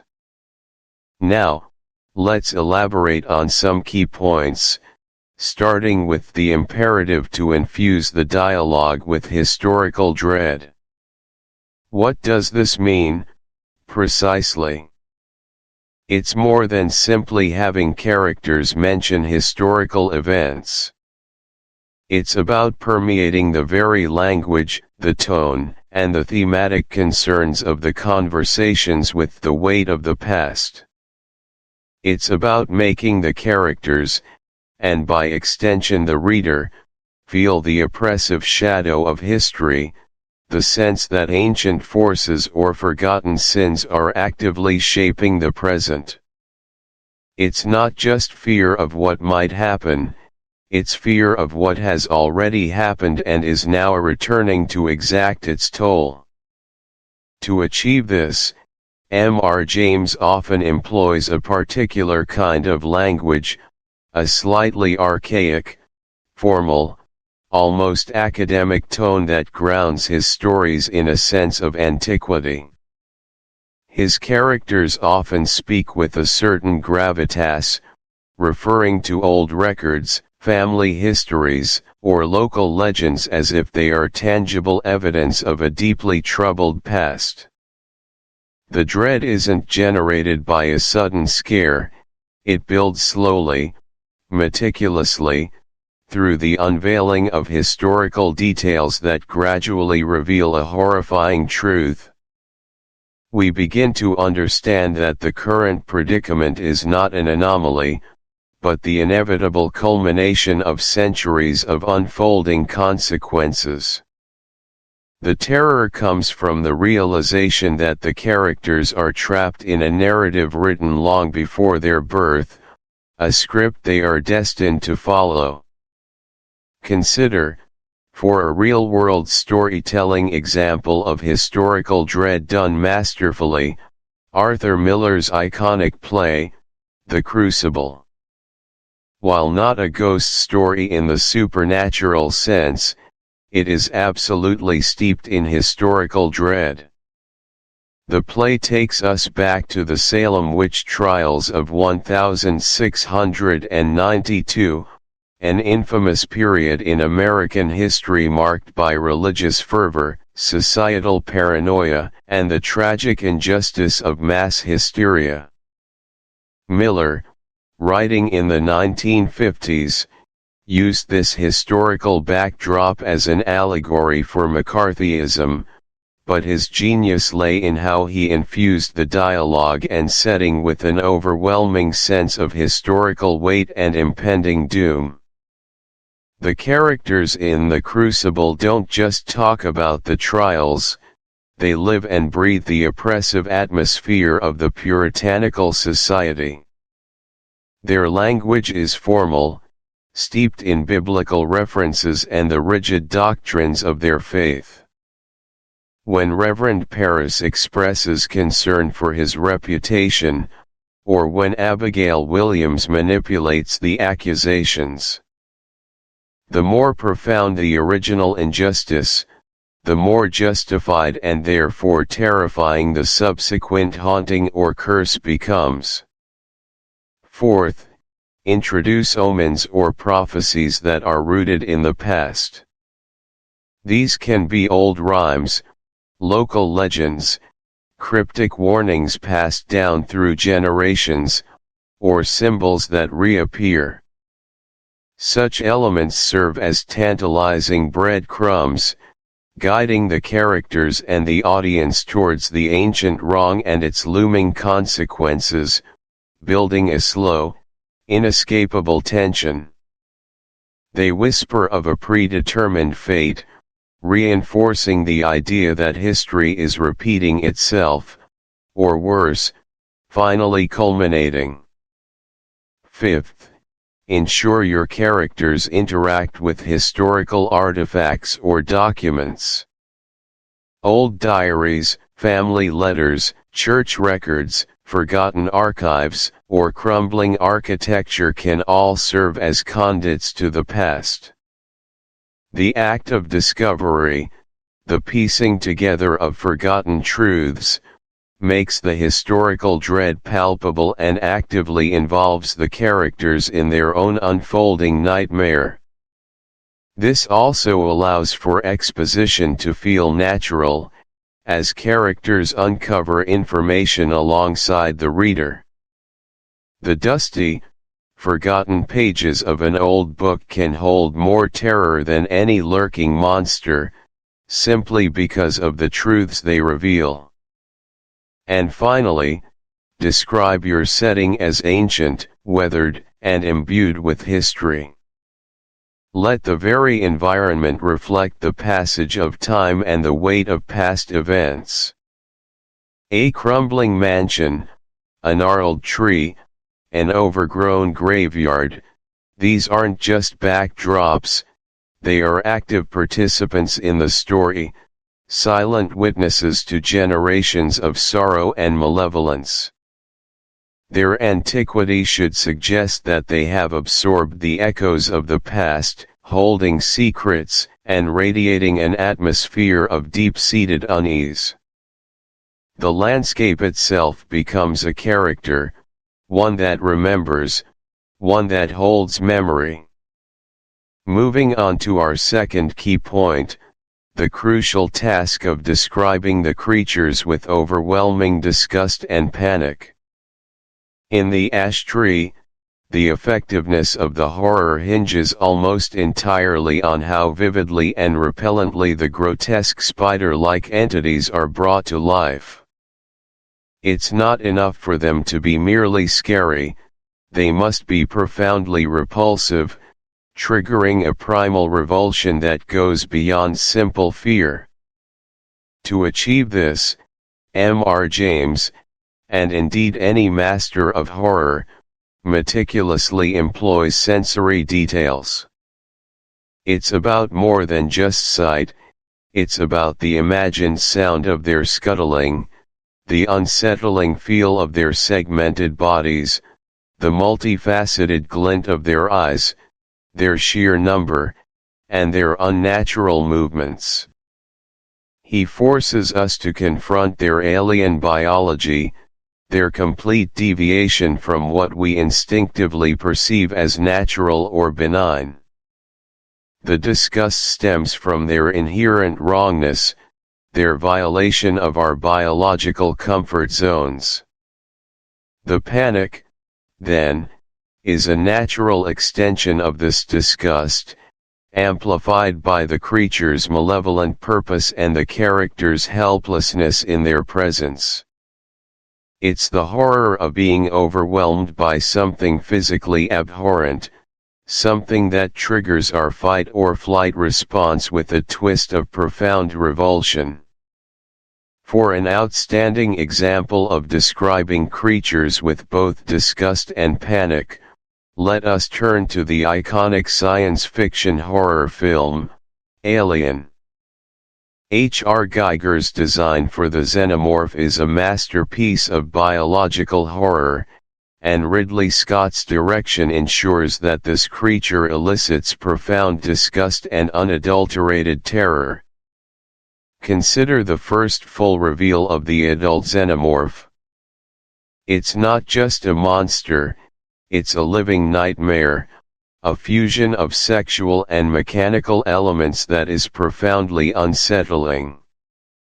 Its smooth, dark, phallic head, its inner jaw that erupts from its mouth, its elongated limbs, its perfect killing efficiency, every aspect is designed to violate our sense of biological normalcy. The disgust comes from its unnaturalness, its sleek, predatory perfection that serves only destruction. It's a creature evolved solely to kill, without empathy or recognizable emotion, and its very existence is an affront to life as we understand it. The acid for blood, the way it be. Fourth, use strong, evocative adjectives and verbs. Instead of it moved, try it scuttled, it slithered, it pulsed, or it writhed. Instead of it was scary, describe it as gaping, chitinous, glistening, mandible-edged, pulsating, pallid. These words carry a greater emotional charge and paint a more vivid, repulsive picture in the mind of the listener. Fifth, show, don't just tell, the characters' reactions. Do their hands tremble? Do they break into a cold sweat? Do they scream, faint, or simply freeze in wide-eyed terror? The visible and visceral panic of your characters will be contagious, transmitting that same fear and disgust to your audience. Their reactions validate the horror, making it feel real and immediate. When a character's voice cracks, or they can't catch their breath, it communicates the terror more effectively than any direct description of fear. Sixth, build anticipation before the full reveal. Don't show the monster immediately. Let the sounds, the shadows, the fleeting glimpses, and the unexplained phenomena precede its full appearance. This allows the audience's imagination, often far more potent than any description, to build its own terrifying image, making the eventual reveal even more impactful. The rustling in the tree, the gradual weakening of the whale-ran men, the unexplained deaths, these lead UPS are crucial. 7th, consider the scale of the threat. Is it a single, terrifying entity like the xenomorph, or a multitude of smaller, swarming horrors like the ash tree creatures? Each presents a different kind of dread. A single, intelligent monster can be psychologically terrifying, while a multitude evokes a fear of being overwhelmed, consumed, and erased by sheer numbers. The feeling of being outnumbered by something disgusting can be particularly debilitating. And finally, connect the creatures to a deeper, unsettling truth or origin. The ash tree creatures are not random monsters, they are the living manifestation of a curse, an embodiment of vengeful malice. This connection gives them purpose and adds another layer of psychological horror, making them instruments of a conscious, malevolent will rather than mere beasts. They are a consequence, a reckoning, and that makes them infinitely more terrifying. In conclusion, Chapter 4, the ash tree stands as a monumental example of M.R. James's genius in crafting horror that lingers long after the final word. It masterfully intertwines the historical weight of a generational curse, the chilling power of a witch's vengeful magic, and the visceral, sickening horror of grotesque, spider-like entities. The story demonstrates how infusing dialogue with historical dread can make ancient wrongs feel immediate and inescapable, drawing us into a narrative shaped by centuries of consequence. Furthermore, it powerfully illustrates how meticulous, sensory-rich descriptions of repulsive creatures, designed to evoke profound disgust and raw panic, can assault our most primal fears and leave us utterly unsettled. As we move forward in our exploration, remember these lessons. Consider how the past continues to whisper its secrets, sometimes with malevolent intent. Reflect on the power of the spoken word, especially when imbued with furious purpose. And never forget the profound impact of showing, rather than simply telling, the utter abhorrence of the monstrous. These are the tools that transform a mere scary story into an enduring nightmare, a haunting that echoes not just in the imagination, but in the very core of our being.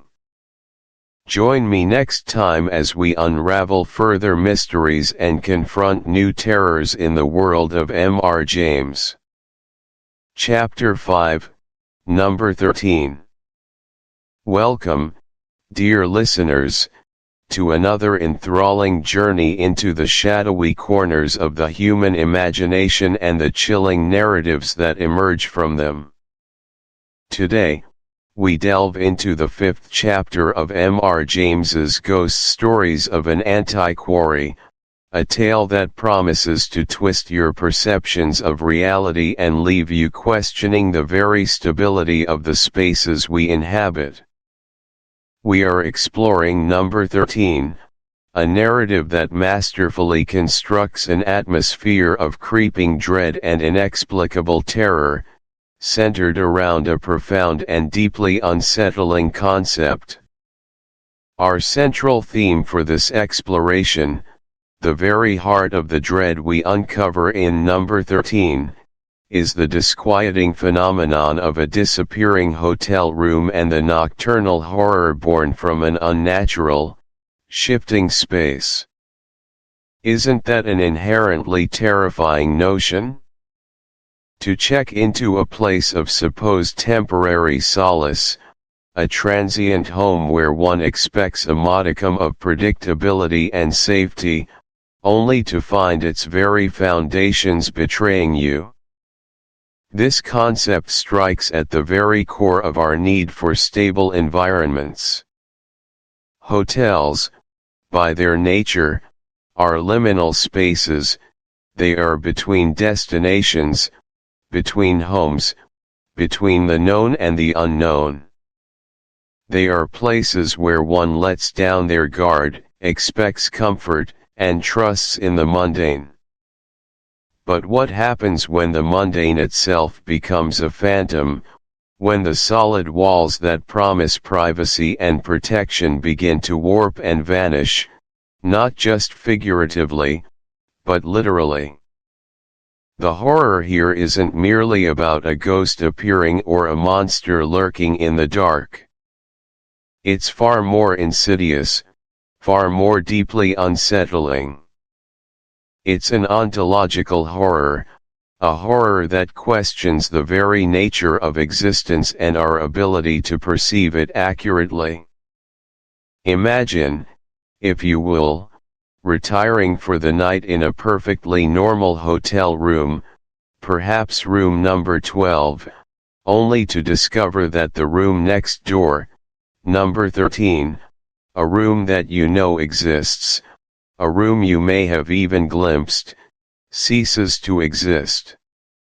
And then, stranger still, it reappears. But its reappearance is not a simple return to normalcy. It brings with it a subtle, yet profound, shift in the architecture, a distortion, a sense of unnatural transformation that suggests a malevolent intelligence at play, not just within the room, but within the very fabric of the building itself.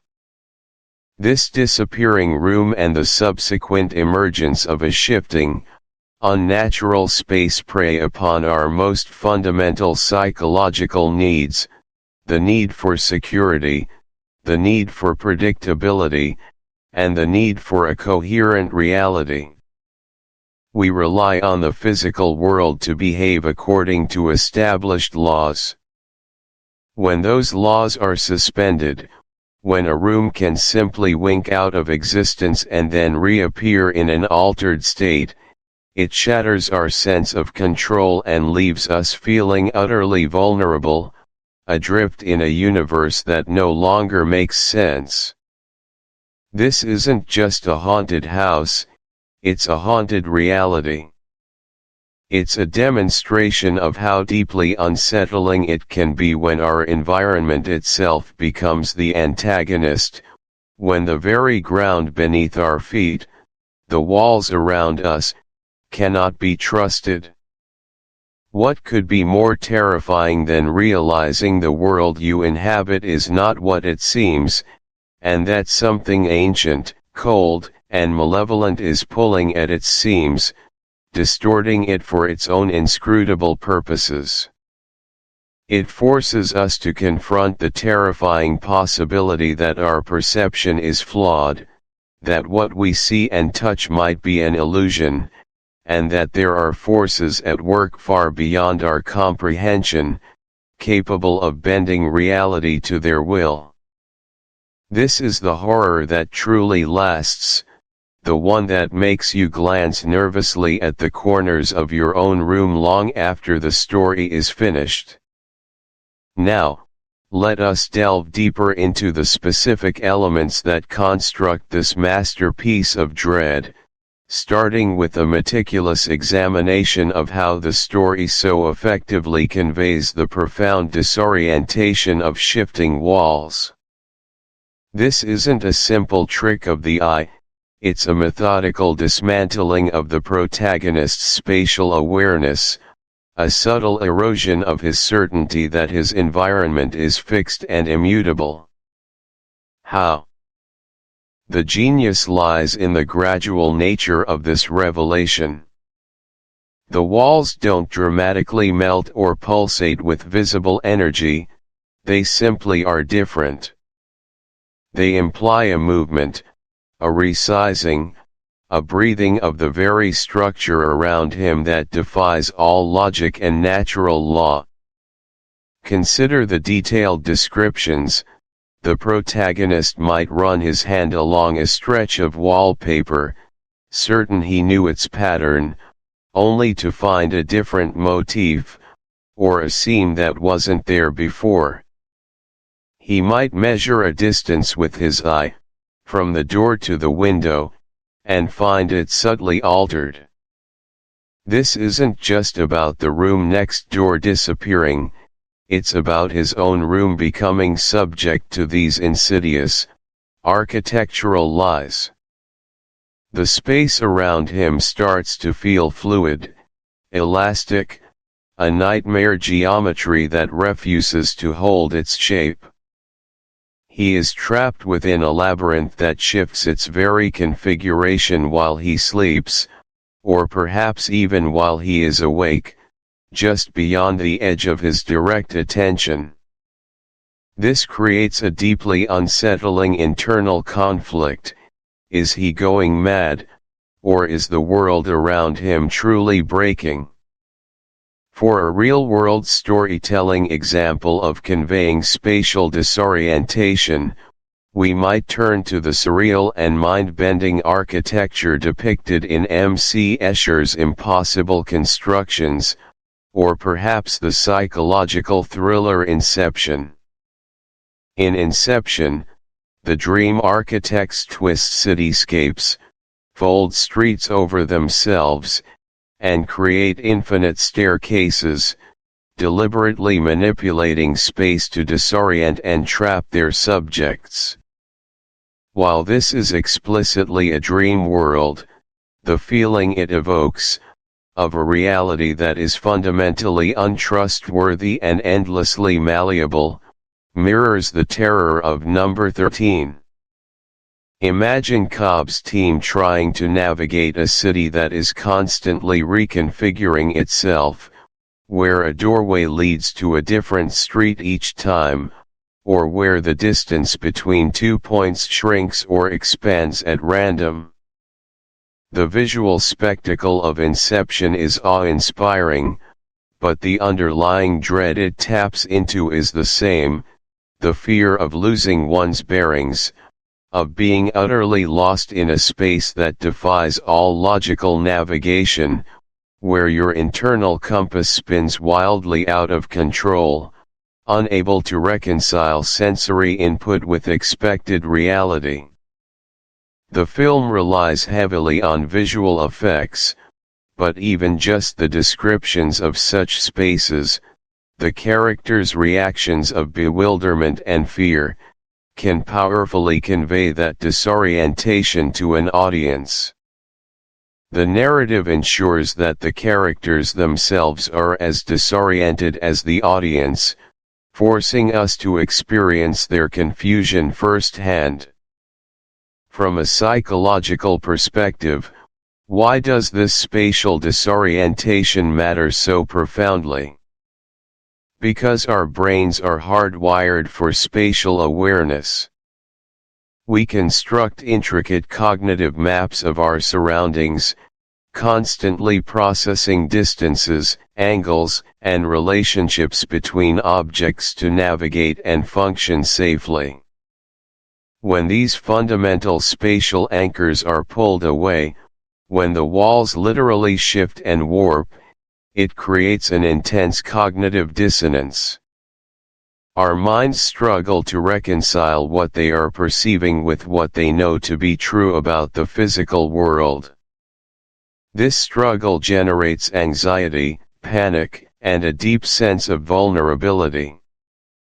It's akin to suddenly losing your balance on solid ground, or the terrifying sensation of falling when you're awake in bed. Your brain screams that something is terribly wrong, even if you can't articulate exactly what it is. Moreover, a stable environment provides a sense of security and control. Our homes, our rooms, are extensions of ourselves, our personal sanctuaries. When the very structure of that sanctuary becomes unstable and unpredictable, it's an assault on our psychological safety. It erodes our trust not just in the environment, but in our own perceptions, leading to a frightening descent into self-doubt and the terrifying prospect of madness. Am I seeing things? Is my mind playing tricks on me? Or is the world itself breaking down around me? This is a potent cocktail for terror, far more effective than a simple jump scare. It's a slow burn that gnaws at the edges of why. The shadow in Nosferatu isn't just a lack of light, it's a living entity of dread, a precursor to the monster's physical presence, intensifying the fear by showing the idea of the monster before its full form is revealed. Similarly, in number 13, the shadow itself is the manifestation, and its dancing movements amplify its alien, demonic nature, leading to a profound and visceral terror for the observer. The horror is in what the shadow implies and what it threatens, rather than what it physically does. Psychologically speaking, why is the demonic dancing shadow so potent in eliciting fear and rising panic? Shadows, by their very nature, represent the unknown, the hidden, the primal fear of what lurks just beyond our sight. We are instinctively wary of movement in the periphery, of things not fully illuminated. A shadow that dances is particularly unsettling because it combines the playful, rhythmic quality of dance with the inherent ambiguity and menace of a shadow. It transforms something typically innocent or artistic into something grotesquely malevolent. This creates a powerful sense of the uncanny, something familiar made unfamiliar and horrifying. It's an inversion of expectations, a perversion of a human act. Furthermore, the demonic aspect suggests an intelligence, a will behind the movement, and a malevolent intent. It's not a random optical illusion, it's a deliberate act of terror.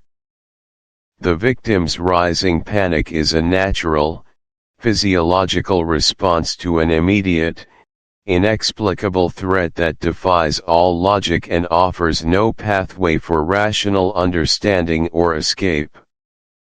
When confronted with something utterly alien and malevolent, something that operates outside the laws of physics and sanity, our primitive fight or flight mechanisms kick in, but they are paralyzed by the sheer incomprehensibility of the threat. There is no logical action to take against a dancing shadow. This paralysis, this inability to act, amplifies the terror, trapping the character in a horrifying tableau of helplessness. It's a pure, unadulterated fear born from confronting the truly inexplicable, the truly monstrous, and the truly alien. The shadow also acts as a psychological projection of the protagonist's deepest fears about the shifting reality around him, giving form to the formless dread that has been building since the first hint of spatial distortion. It's the ultimate confirmation that his sanity is not betraying him, rather, an unholy entity is indeed at play. For practical application steps, particularly for those interested in crafting compelling horror or understanding its mechanics, consider these points for utilizing unsettling shadows or figures to generate rising panic. First, embrace ambiguity. The less clearly defined the threat, the more terrifying it can be. A shadow allows for infinite interpretation, letting the audience's own fears fill in the terrifying blanks. Second, focus on unnatural movement. If a shadow or figure moves in a way that is just off, too jerky, too fluid, too fast, too slow, or in a way that defies human anatomy, it instantly triggers a deep sense of unease. Our brains are experts at detecting deviations from the norm. Third, build the panic incrementally. Don't go from zero to screaming terror in an instant.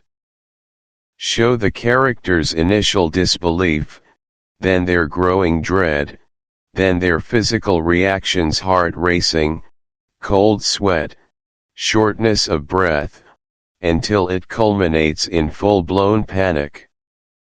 This allows the audience to experience the escalation alongside the character. Fourth, use contrast.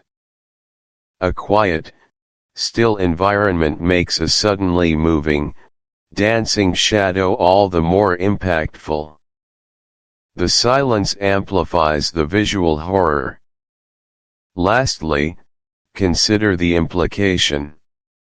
What does the shadow represent? Is it a precursor? A manifestation? A warning? The deeper meaning behind the shadow can elevate it from a simple scare tactic to a profound source of existential dread. By mastering these techniques, you can conjure images that linger in the mind, evoking terror long after the lights come on, harnessing the primal power. Chapter 6, Count Magnus. Welcome, dear listeners, to another fascinating exploration into the architecture of dread, the very fabric from which spine-chilling tales are woven. Today, we turn our attention to one of the most masterful examples of atmospheric horror, a narrative that transforms a simple academic pursuit into a harrowing encounter with the infernal. We delve into M.R. James's Count Magnus, a story that beautifully exemplifies the slow, insidious encroachment of terror upon a complacent mind. Our core concept for today is a chilling transformation, a travelogue turned nightmare as an arrogant writer awakens an undead Swedish nobleman and his familiar. Imagine for a moment, if you will, the bustling streets of a foreign land, the excitement of discovery, the intellectual thrill of historical research. This is precisely where our journey begins with Mr. Wraxall, a quintessential antiquary, a man of letters, well-traveled and, perhaps, a touch too self-assured. He embarks on what he believes is a straightforward task, to chronicle the lives of noble families in a remote corner of Sweden. He meticulously notes down details, visits ancient churches, and translates old epitaphs. His initial experiences are those of an academic tourist, filled with a detached curiosity, a sense of superiority over the provincial customs he observes. He views the local superstitions with an almost amused disdain, confident in his rational, enlightened perspective. But isn't it often the case that our greatest vulnerabilities lie precisely in our unshakable certainties? Mr. Wraxall's arrogance, his intellectual pride, blinds him to the subtle warnings embedded within the folklore and local history he so casually documents. He uncovers the dark reputation of one Count Magnus, a figure notorious not merely for cruelty or power, but for something far more sinister, practices deemed black by his contemporaries, a pact with an infernal entity, and a mysterious journey to the Black Pilgrimage. Raksal, in his hubris, dismisses these as quaint superstitions, the ignorant embellishments of simple folk. He doesn't believe in the supernatural, he's a man of facts, of empirical evidence. Yet, with each step deeper into Count Magnus' history, with each transcribed inscription and interpreted legend, he unwittingly peels back layers of protection, drawing closer to a truth far more terrible than any academic could ever anticipate. The genius of this narrative lies in how it meticulously orchestrates this transition from an innocuous travelogue to a full-blown nightmare. It's not an abrupt shift, but a gradual, almost imperceptible erosion of reality. Raksal, initially merely recording information, finds himself drawn into a dangerous fascination. He mocks the idea of a familiar or the Black Pilgrimage, yet he cannot resist investigating further, driven by an academic curiosity that crosses into obsession. This intellectual arrogance becomes his fatal flaw, leading him to tamper with forces he neither understands nor respects, ultimately awakening an ancient evil he believed to be mere legend. He believes himself the observer, the objective chronicler, but he quickly becomes the observed, the prey. This arc, from detached observer to terrified victim, is a cornerstone of effective horror, demonstrating how the very act of seeking knowledge can, in certain circumstances, unlock unspeakable dangers. It asks us to consider, is there such a thing as forbidden knowledge, and what price are we willing to pay to possess it? Now, let us turn our attention to the specific techniques that make this narrative so profoundly disturbing, beginning with the first key point: adopt a creeping sense of inevitability. What does this mean in the context of horror storytelling? It's not about jump scares, it's about a slow, escalating dread, an almost palpable feeling that something terrible is not merely possible, but absolutely going to happen.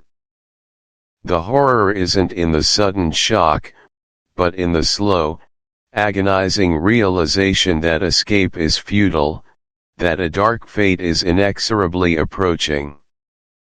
Consider, for a moment, a classic example of this, such as Shirley Jackson's The Haunting of Hill House. The story doesn't assault you with ghoulish apparitions from the outset. Instead, it begins with an invitation to a reputedly haunted house. Eleanor Vance, the protagonist, carries her own baggage of neuroses and repressed desires. As she arrives, the house itself doesn't immediately manifest overt horrors. Instead, there's a gradual accumulation of unsettling details, odd architectural quirks, cold spots, inexplicable sounds, strange writings on the walls, and a general oppressive atmosphere.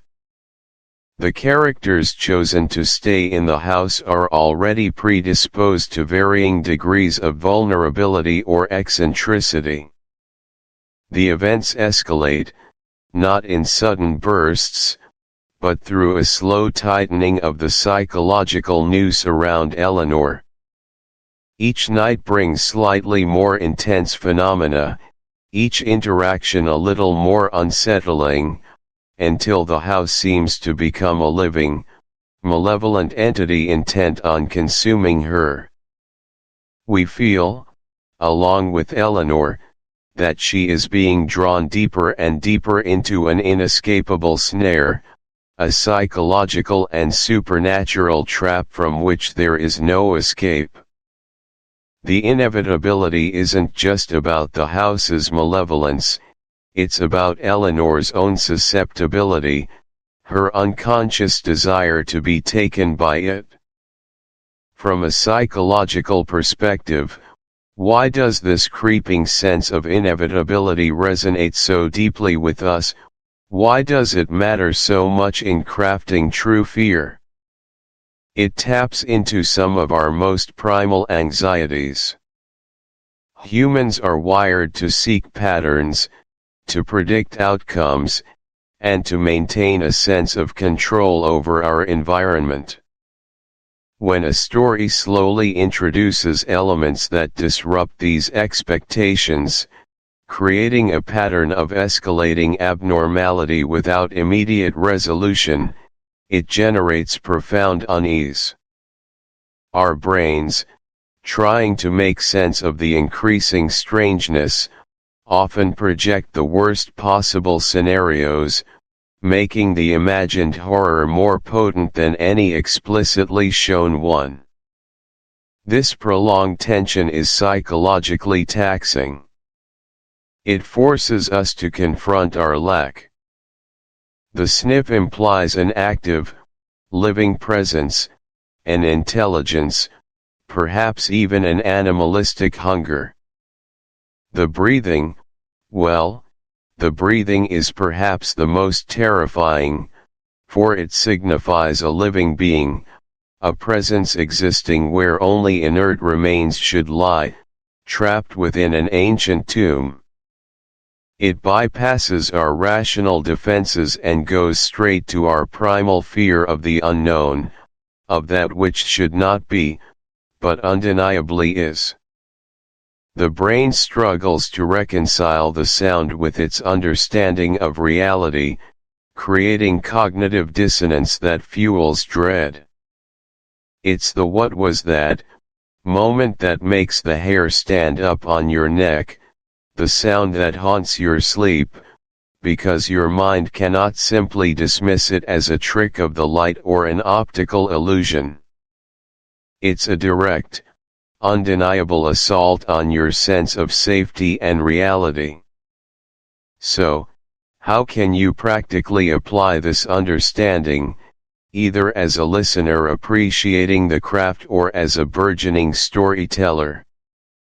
First, when reading or listening, pay meticulous attention to the descriptions of sound. Are they vague or specific? The vagueness of faint scraping can often be more terrifying, as it leaves more to your imagination. When they become specific, a distinct sniff, it confirms the presence of something active and intelligent. Second, consider the context of the sounds. Are they expected in the environment, or are they profoundly out of place? A creak in an old house might be normal, a metallic scrape from inside a sealed stone coffin is definitely not. Third, notice how the sounds change or intensify. Do they grow louder, more frequent, more distinct? This escalation is crucial for building suspense and proving the growing threat. Fourth, reflect on how the character reacts to these sounds. Do they dismiss them initially, then grow increasingly alarmed? The character's terror often mirrors and amplifies our own. Finally, try to imagine what the sounds imply rather than what they explicitly state. What kind of being would make that sound? What is its intention? This active engagement with the narrative soundscape will significantly deepen your appreciation of its horror. It is an invitation to use your own mind as a co-conspirator in the creation of fear, to hear beyond the mere auditory experience and into the chilling implications. In summary, Count Magnus is a master class in transforming intellectual detachment into abject terror. It skillfully employs a creeping sense of inevitability, drawing our protagonist, Mr. Wraxall, from the safety of academic research into a terrifying confrontation with an ancient evil. His initial arrogance and rational skepticism are slowly, painstakingly, dismantled by a series of subtle yet increasingly horrifying events. This slow erosion of reality, this gradual tightening of the narrative's grip, forces us to confront the limits of our own rational understanding and the terrifying possibility that some evils defy scientific explanation. Furthermore, the story's brilliant use of sound, particularly the chilling noises emanating from Count Magnus' sarcophagus, demonstrates the profound psychological impact of the unseen threat. By engaging our primal auditory instincts, the narrative exploits our imagination, forcing us to conjure horrors that are often far more disturbing than any visual depiction could ever be. The scraping, the sniffing, the breathing, these are not mere atmospheric details, they are direct assaults on Wraxall's sanity and, by extension, our own. They signify an active, conscious, and malevolent presence that mocks the boundaries of death and burial. As we conclude our deep dive into these terrifying techniques, consider how these elements intertwine to create a truly unforgettable horror experience. The inevitability builds the foundation of dread, while the specific, unsettling sounds provide the visceral, immediate jolts of terror.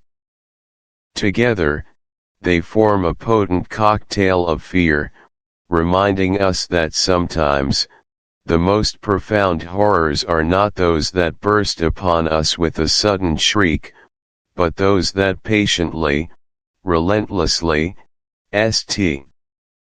Chapter 7, Oh, Whistle, and I Will Come to You, My Lad, Part 1.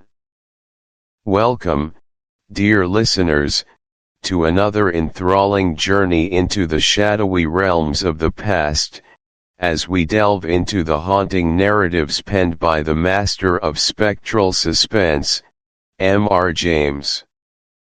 Tonight, we embark upon the first part of a particularly chilling tale, Oh, Whistle, and I Will Come to You, My Lad, a story that demonstrates how even the most steadfastly rational mind can be shaken to its very core when confronted with the undeniably inexplicable. Our narrative centers upon a character quintessential to James's work, Professor Parkins, a man whose entire academic existence is built upon the bedrock of reason, logic, and empirical evidence. He is a meticulous scholar of the distant past, specifically a keen antiquary with a profound interest in the medieval period, utterly devoid of any inclination towards the fanciful or the superstitious. Indeed, his skepticism is so pronounced, so ingrained in his intellectual constitution, that it serves not as a mere personality quirk, but as a defining characteristic of his very being. Parkins is the kind of man who would dismiss a spectral apparition as a trick of light or a figment of an overactive imagination, a man who would meticulously dissect the psychological roots of any supposed supernatural phenomenon, rather than entertaining the notion of its authentic existence for even a fleeting moment. It is this very intellectual rigidity, this unshakable commitment to the material world, that makes his eventual encounter with the truly uncanny all the more terrifying, not just for him, but for us, the observers of his unsettling descent into the unknown. The stage for our unfolding drama is set on the austere and windswept East Anglian coast, a landscape imbued with a melancholic beauty, where the ceaseless murmur of the North Sea forms an ancient, rhythmic backdrop to the scattered remnants of human history. This particular stretch of coastline, with its crumbling cliffs and shifting sands, is a treasure trove for an antiquary, a place where the earth itself seems to breathe out the secrets of forgotten eras. Professor Parkins, seeking a brief respite from the dusty confines of academia and perhaps a fresh subject for his scholarly gaze, has chosen this remote locale for his annual retreat. He finds himself comfortably settled in an old, somewhat isolated hotel in the small seaside town of Burnstow, a place whose very name seems to evoke a sense of bygone times and forgotten hearths. His intention is a quiet period of study, perhaps some invigorating walks along the shoreline, and the serene contemplation of historical ruins. It is during one of these bracing coastal expeditions, on a particularly blustery afternoon, that Professor Parkins stumbles upon a discovery that will irrevocably alter the course of his meticulously ordered life. He is exploring the desolate, overgrown grounds of what was once a Templar preceptory, a monastic establishment of the Knights Templar, an ancient and enigmatic order whose very name conjures images of crusades, hidden knowledge, and enduring mysteries. The ruins are sparse, skeletal remains of what was once a formidable structure, now largely reclaimed by nature and the relentless erosion of time and tide. The wind, a constant, almost vocal presence on this exposed coast, whips around him, carrying the scent of salt and damp earth. It is amidst these venerable, crumbling stones, partially buried in a section of wall that has long since collapsed, revealing the earth beneath, that Parkins's keen antiquarian eye catches sight of something unusual. His fingers, accustomed to the delicate handling of ancient artifacts, carefully probe the damp soil, dislodging pebbles and clinging roots. What he unearths is a small, elongated object, crafted from an alloy of metal that now bears the dull, verdigris-stained patina of centuries. It is clearly a whistle, perhaps a pipe, but of a design unlike any modern instrument. Its form is simple, almost crude, yet elegant in its antiquity, suggesting a craftsmanship from an age long past. The metal, when cleaned of the adhering soil, reveals itself to be a darkened bronze or copper, with subtle, almost imperceptible etchings that speak of its considerable age and perhaps a deeper, more symbolic purpose. The object is no larger than his middle finger, with a single, small opening at one end and a slightly wider bore at the other. It feels cool and heavy in his palm, a tangible link to a world long vanished. He examines it with the detached curiosity of a scholar, appreciating its historical value, perhaps musing on its original owner or its function within the Templar order. Was it a signal whistle for a century? A call for prayer? A simple toy, lost and forgotten? He turns it over in his hand, his brow furrowed in concentration, and notices, almost as an afterthought, a delicate, almost microscopic inscription etched along one side. It is in Latin, a language he reads with the effortless fluency of a native speaker, and his eyes quickly trace the letters, quis est qui venit. This inscription, translated to who is this who is coming, or more chillingly, who is this that comes, immediately arrests his attention. It's a question, not a statement, and a rather ominous one at that, particularly in the context of an ancient, buried object found within the ruins of a monastic order known for its esoteric practices and profound secrets. The words, however, do not immediately stir fear in Parkins, rather, they pique his intellectual curiosity. What was the purpose of such a query on a simple whistle? Was it a warning? A challenge? A prayer? He hypothesizes, logically, that it might be a fragment of a psalm or a liturgical phrase, perhaps truncated, or perhaps part of a ritualistic incantation, common enough in various ancient cultures. His mind, ever the academic, races through possible explanations, firmly anchored in the historical and the rational. As the daylight begins to wane, and the coastal wind intensifies its mournful chorus, Professor Parkins finds himself back in the relative warmth of his hotel room, the ancient whistle now a silent, inert presence on his bedside table. Dinner has been concluded, his academic papers briefly reviewed, and a comfortable armchair beckons.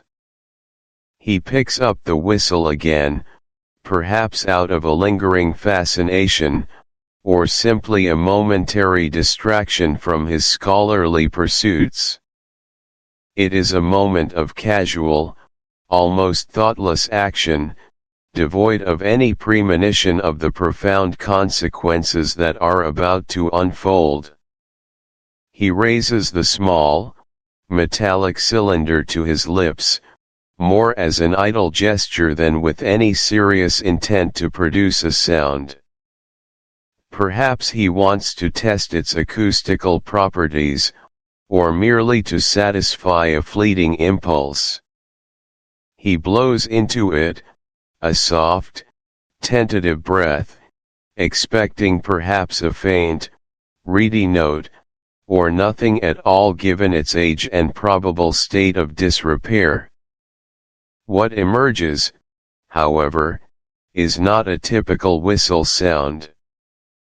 Instead, the air vibrates with a note that is both surprisingly clear and profoundly eerie, a sound that seems to carry an unnatural resonance, a piercing, almost keening shriek that seems to momentarily cut through the incessant howl of the wind outside.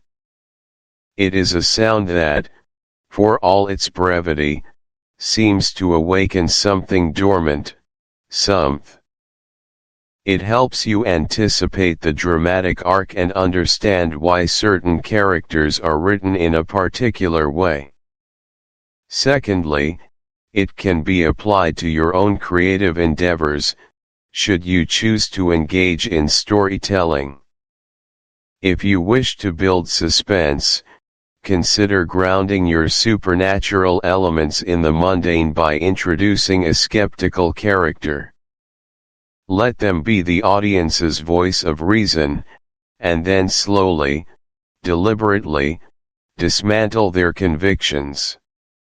This doesn't just apply to ghost stories, it works in any genre where an established worldview is challenged. The more grounded and rational your character starts, the more profound the impact when their reality is irrevocably altered. It allows for a gradual build-up of tension and a more satisfying, or terrifying, climax. Now, let us turn our attention to the second key point, the delivery of that haunting Latin inscription. Quis est qui venit. Imagine Professor Parkins, perhaps with a magnifying glass, tracing the delicate, almost imperceptible lines on the ancient whistle. He recognizes the language immediately, of course, but the specific words begin to resonate with a peculiar chill.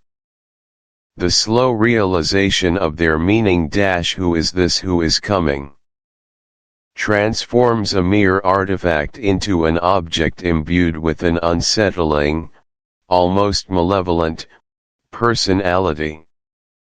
The very act of translating it is a step deeper into the mystery, a direct invitation to whatever ancient entity might be connected to the whistle. The Latin itself, an ancient and formal language, adds layers of gravitas and foreboding. It feels ancient, weighty, almost sacred in its pronouncement, yet utterly profane in its implication. Let's consider a real-world storytelling example here. Think of classic horror films where ancient texts or inscriptions are central to the plot. The Necronomicon in Lovecraftian mythos, for instance, isn't just a book, it's a tome of forbidden knowledge written in archaic languages, its very existence hinting at unspeakable truths. When characters read from it, or even just behold its cryptic script, it conjures an immediate sense of dread and dark power. Or imagine Indiana Jones deciphering an ancient hieroglyph that warns of a terrible curse. The foreign, ancient script instantly elevates the stakes and imbues the object or location with a sense of profound, often dangerous, history. The effect is not just what the words mean, but how they are presented, the age of the script, the mystery it implies, the unfamiliarity that heightens anxiety. The delivery in an audiobook needs to capture this, a slow, deliberate cadence, perhaps with a subtle shift in vocal timbre to convey the growing unease, a slight elongation of the vowels, a weighted emphasis on each word, letting the ominous question hang in the air. Psychologically, why does an ancient, foreign inscription like this matter so much? It taps into our primal fears of the unknown, the ancient, and the irreversible. Latin, for most listeners, is an unfamiliar language, which immediately creates a sense of detachment and mystery. This foreignness suggests a knowledge or a power that operates outside our modern comprehension, hinting at secrets that have been guarded for centuries, perhaps even millennia. The inscription is not a simple warning, it is a profound question, an invitation, or an inquiry directed at something unseen. A question is more unsettling than a statement because it implies an anticipated answer, and that answer might be something truly terrifying. It also suggests that the whistle is not merely an object, but a tool, a trigger, perhaps even a key. It is an artifact embedded with a purpose, a voice from the distant past echoing into the present, demanding a response. This evokes a sense of existential dread. Are there forces beyond human understanding that have been patiently waiting, for centuries, for someone to utter the right words, or blow the right note? The inscription provides context to the uncanny events, suggesting they are not random occurrences but part of an ancient, preordained interaction. For you. Chapter 8, Oh, Whistle, and I Will Come to You, My Lad, Part 2. Welcome back, dear listener, to our journey through the chilling corridors of ghost stories of an antiquary. We've reached a pivotal moment, a point where the intellectual curiosity of our protagonist, Professor Parkins, tragically intersects with the very real and palpable horror he so casually invoked.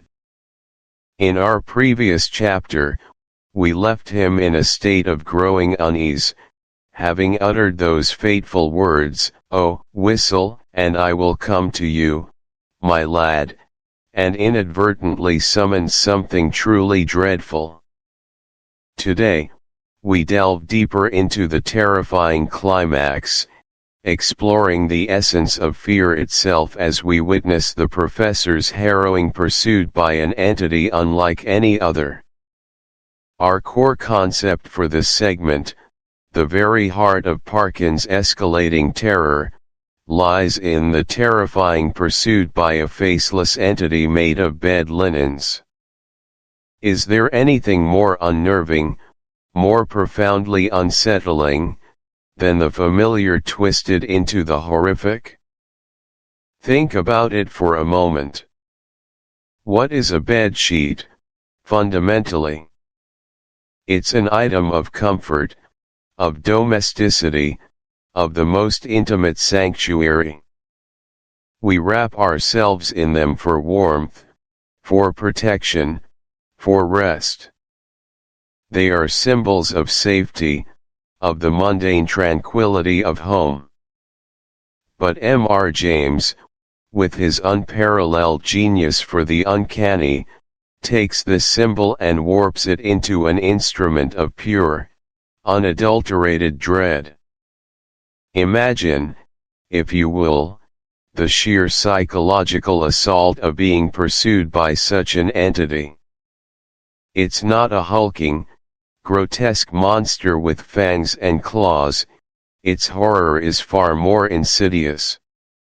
It's an amorphous, shifting presence, a formless terror that denies your mind any concrete shape to latch onto, any definable enemy to understand or combat. This facelessness is critical. When a ghost has a defined face, even a monstrous one, our minds can begin to categorize it, to process it. We can say, "Ah, that's a demon," or "that's a tortured spirit." But a faceless entity, particularly one made of something so benign as bed linens, strips away all those mental defenses. It becomes an empty canvas onto which your deepest, most primal fears are projected. There is no eye to meet, no expression to interpret, only an echoing void of malevolence.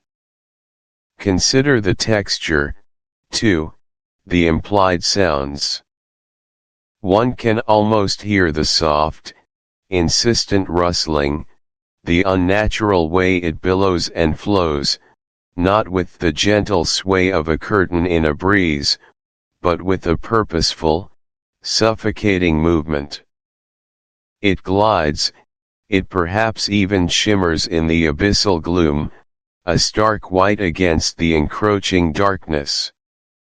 This is not a solid foe you can push against, it is something ethereal yet tangibly menacing, a suffocating presence that threatens to engulf, to absorb, to erase. It embodies the uncanny valley of the everyday, something that looks almost human in its outline, almost familiar in its material, yet is so utterly, repellently wrong. It's a perversion of rest, a nightmare made manifest from the very fabric of sleep itself. This subversion of the comfortable is a cornerstone of effective horror, isn't it? It takes our established sense of security and brutally rips it apart, leaving us vulnerable and questioning the safety of even our most cherished spaces. It reminds us that sometimes, the greatest terrors aren't the far-flung horrors from another dimension, but the ones that arise, unbidden, from within the very fabric of our seemingly safe realities. Now, let us delve into the specific details of this escalating terror, focusing first on the crucial aspect of vocalizing the blinding fear of the dark pursuit.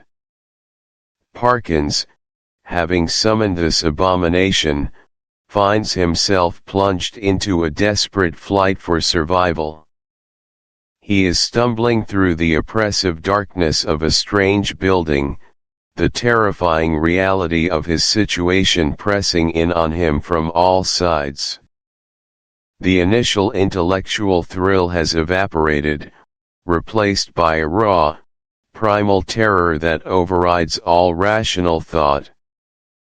To truly convey this blinding fear, think of a powerful storytelling example. Imagine a scene from a classic psychological thriller, perhaps one where the protagonist is cornered in a dimly lit, labyrinthine setting, pursued by an unseen predator. Take for instance, the chilling final act of Wait Until Dark, where Audrey Hepburn's blind character, Susie, is stalked in her apartment by a murderous con man. She plunges the apartment into complete darkness, turning her disability into an advantage, but the audience experiences the scene from her perspective, the overwhelming vulnerability of being unable to see your attacker. While Susie finds strength in her darkness, Parkins experiences the opposite. The darkness intensifies his vulnerability. Or consider the scene in The Haunting of Hill House, the original novel, or even the modern series, where characters are disoriented and pursued by unseen forces within the house itself, the very architecture seeming to conspire against them. The sounds, the shadows, the sheer feeling of dread are amplified by the absence of clear vision. Parkins' flight ISN. The build-up of the chase is one thing, a horrifying suspense, but the confrontation is an entirely different beast.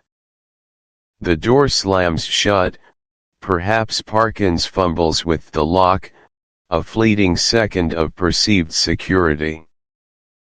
But then, it's there. No slow reveal, no creeping shadow. Just the immediate, overwhelming presence of the white, sheet-like abomination, filling the room, dominating his vision, its faceless terror suddenly inescapable and immediate. It's a sudden, visceral shock, a punch to the gut after the tense, drawn-out chase. Psychologically, why is rapid pacing so effective in this final confrontation? It mirrors the protagonist's own racing heart and adrenaline surge, transferring that physiological response directly to the listener. When events unfold quickly, our brains have less time to process, to analyze, to intellectualize the horror. Instead, we are plunged directly into the raw, emotional experience of the character.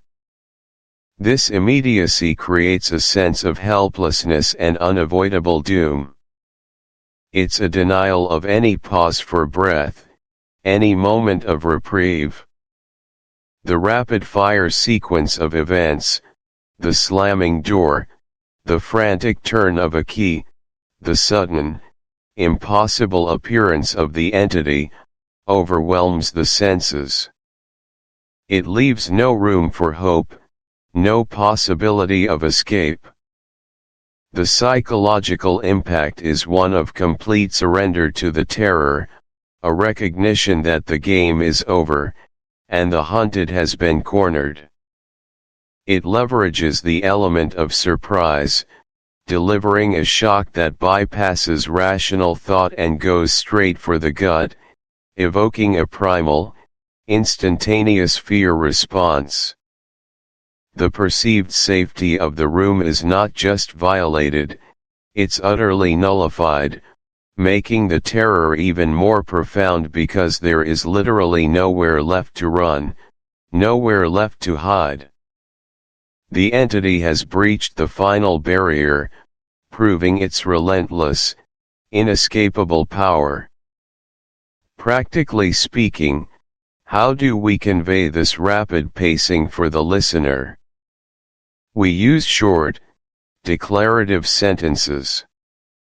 We focus on action verbs and immediate sensory details. Instead of Parkins slowly turned the key in the lock, his fingers trembling, we might say, the key grated, he fumbled the lock. Instead of a shape slowly emerged from the shadows, we depict it was there. White, silent, looming. The language should be sparse, impactful, and direct. Descriptions of Parkins' internal state should be brief and intense. His breath caught, a scream tore in his throat, his blood ran cold. Imagine the scene playing out like a series of quick, terrifying snapshots, the door latch clicking, the sudden draft, the inexplicable presence, the suffocating proximity of the sheet thing. The effect should be one of breathless shock, a sudden realization of inescapable doom. The lack of detailed exposition in these critical moments amplifies the terror, allowing the listener's imagination to fill in the gruesome blanks with their own worst fears. It's about delivering a rapid-fire succession of frights that leaves no room for the mind to recover, forcing a continuous state of high tension until the terrifying climax is fully realized. We want the listener to feel as trapped and overwhelmed as Parkins himself. We want them to instinctively recoil, to gasp, to feel that visceral surge of adrenaline that comes with sudden, unexpected horror. This isn't merely storytelling. It's an immersive experience designed to awaken the primal fear of the unknown, the unexpected, and the utterly inescapable. To summarize, dear listeners, we've explored the profound terror evoked by the faceless, sheet-like entity in "Oh, Whistle, and I Will Come to You, My Lad." We've dissected how M.R. James expertly subverts the mundane, transforming an item of comfort into an agent of malevolence, creating a formless, unsettling horror that attacks us psychologically by denying our minds a concrete form to fight against. We then examine the critical elements of conveying Parkins' blinding fear of the dark pursuit, understanding its deep roots in our evolutionary psychology and learning how to articulate that primal panic through. Chapter 9, The Treasure of Abbot Thomas. Welcome, my dear listeners, to another delve into the wonderfully eerie and intellectually stimulating world of M.R. James, as we explore Chapter 9, The Treasure of Abbot Thomas. Prepare yourselves for a journey that begins in the quiet pursuit of ancient knowledge and culminates in a moment of profound, visceral horror. This particular tale, like so many of James's masterful creations, presents us with a captivating enigma, a meticulously crafted puzzle waiting to be solved, and then, a chilling encounter with something ancient, protective, and utterly malevolent. It's a story that epitomizes the very essence of antiquarian horror, where the past is not merely dead and gone, but alive with unseen forces and forgotten guardians. The core concept we're unraveling today from The Treasure of Abbot Thomas is truly a classic, the thrilling act of cracking a stained glass code, a secret message hidden in plain sight, only to find oneself confronted by a terrifying, guardian entity protecting a hidden cache of gold. Isn't that a tantalizing premise? Think about it for a moment.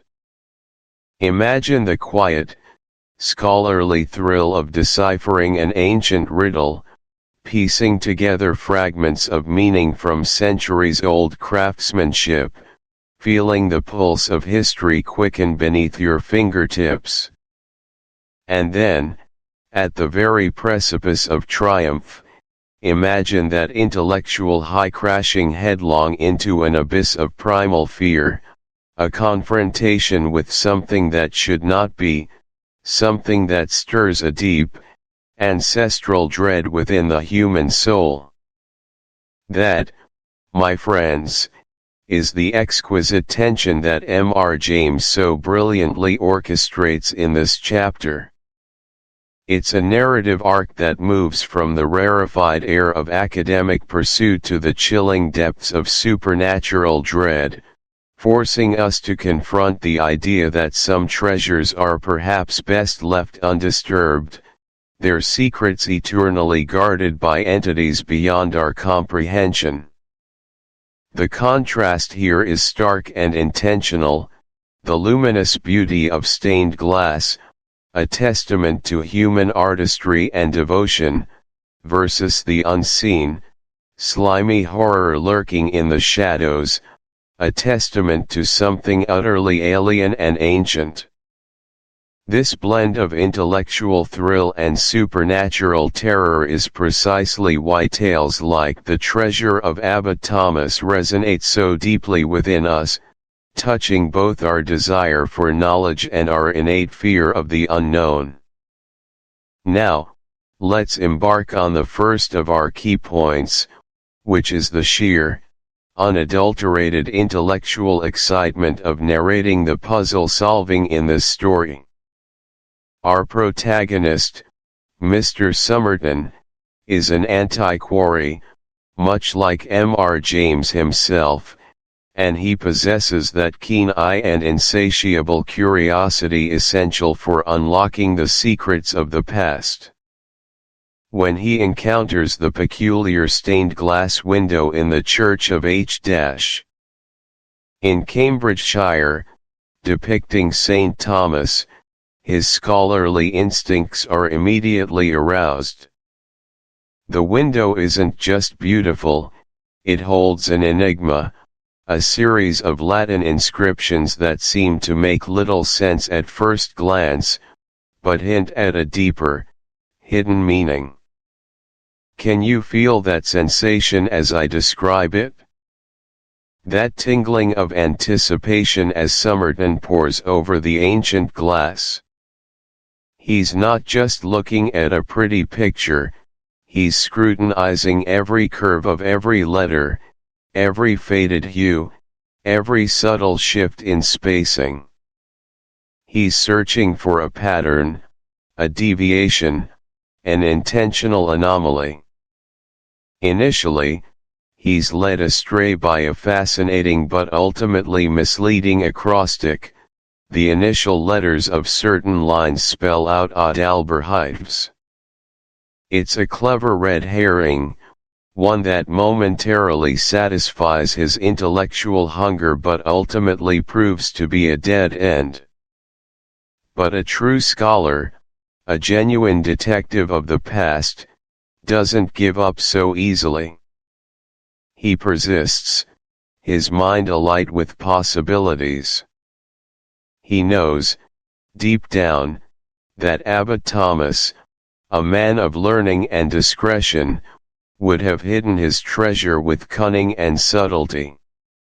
Somerton's eyes trace the lines again, perhaps as the afternoon sun slants through the ancient panes, illuminating new details. He considers the peculiar phrasing of the Latin, the way certain words are placed. And then, it clicks. The subtle emphasis, not on initial letters of lines, but on specific letters scattered throughout the text, carefully selected and possibly subtly distinct in their rendering. He begins to piece together the true clue, sub spe serpentis, meaning under the sign of the serpent, or under the hope of the serpent. Imagine the surge of adrenaline, the almost audible aha moment in his mind. The intellectual triumph of seeing through the centuries, of understanding the mind of Abbot Thomas, of breaking a code that has lain dormant, perhaps for hundreds of years. This isn't mere guesswork, it's a meticulous process of deduction, of applying historical knowledge, linguistic skill, and keen observation. With the clue deciphered, the physical hunt begins. Somerton searches the church, his gaze now attuned to any representation of a serpent. And he finds it, a carving on an ancient font, weathered by time, but unmistakable. Beneath this serpent, he discovers a hidden cavity, and within it, a heavy iron box, bound with rusty straps. The intellectual puzzle has led to a tangible discovery, a connection between the abstract world of codes and the concrete reality of ancient treasure. It's a moment of pure exhilaration, the culmination of a scholar's dream. To offer a real-world storytelling example of this intellectual excitement, consider any Sherlock Holmes story. Think of The Speckled Band, where Holmes's meticulous observation of the swamp adder, the bell pull, and the ventilation shaft leads him to deduce a heinous murder plot. Or picture Indiana Jones in Raiders of the Lost Ark, carefully deciphering the hieroglyphs on the staff of Ra, holding it up at a precise angle, using the sun to pinpoint the location of the ark. These moments are thrilling because they engage our own minds, inviting us to solve the puzzle alongside the hero. We feel the rush of discovery, the satisfaction of logic prevailing. It's that feeling of watching a complex lock click open, one tumbler at a time, until the final, triumphant release. Psychologically, why does this matter so much? Why are we so captivated by narratives of puzzle solving? It speaks to a fundamental human drive, the desire for mastery, for understanding, for making sense of chaos. When we witness or participate in solving a complex puzzle, our brains He pulls and pulls, his muscles screaming, until finally, with a last, desperate heave, he tears the box free from the grasping thing. As it emerges, dripping, not with clean water but with something viscous and foul, Somerton is not only terrified but deeply, profoundly revulsed. He has touched something ancient, something unspeakable, and it has, in turn, touched his treasure, leaving an indelible stain of dread upon his psyche. The guardian of Abbot Thomas's gold has revealed itself, not with a roar or a spectral apparition, but through a horrifying, intimate, tactile encounter that leaves a lingering sense of uncleanliness and violation. The gold is retrieved, but the memory of that cold, slimy, grasping thing in the dark well will forever be entwined with its discovery. To provide a real-world storytelling example of this kind of tactile horror, think of scenes in classic creature features where the monster is not fully revealed, but its presence is established through unsettling physical contact. Imagine the iconic scene in Ridley Scott's Alien where the face-hugger, a truly repulsive entity, suddenly attaches itself to Kane's face. The horror isn't just visual, it's the violation of personal space, the parasitic nature of the creature, the inability to shake it off. Or consider the creeping dread in Stephen King's The Mist, where unseen tentacles emerge from the fog, their texture and strength felt rather than clearly seen, causing a profound sense of disgust and vulnerability.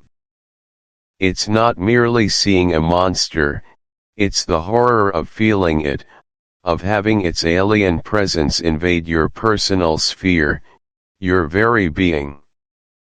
This direct, unmediated contact amplifies the terror 1,000-fold, bypassing our intellectual defenses and striking straight at our reptilian brains.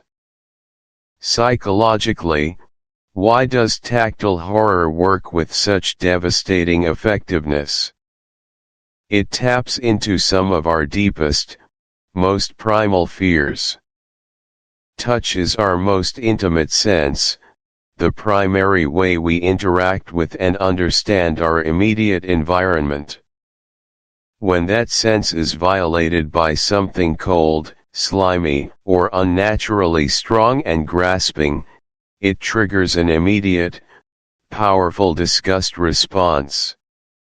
This isn't just about fear of death, it's about the fear of contamination, of the unclean, of losing control over one's own body and space.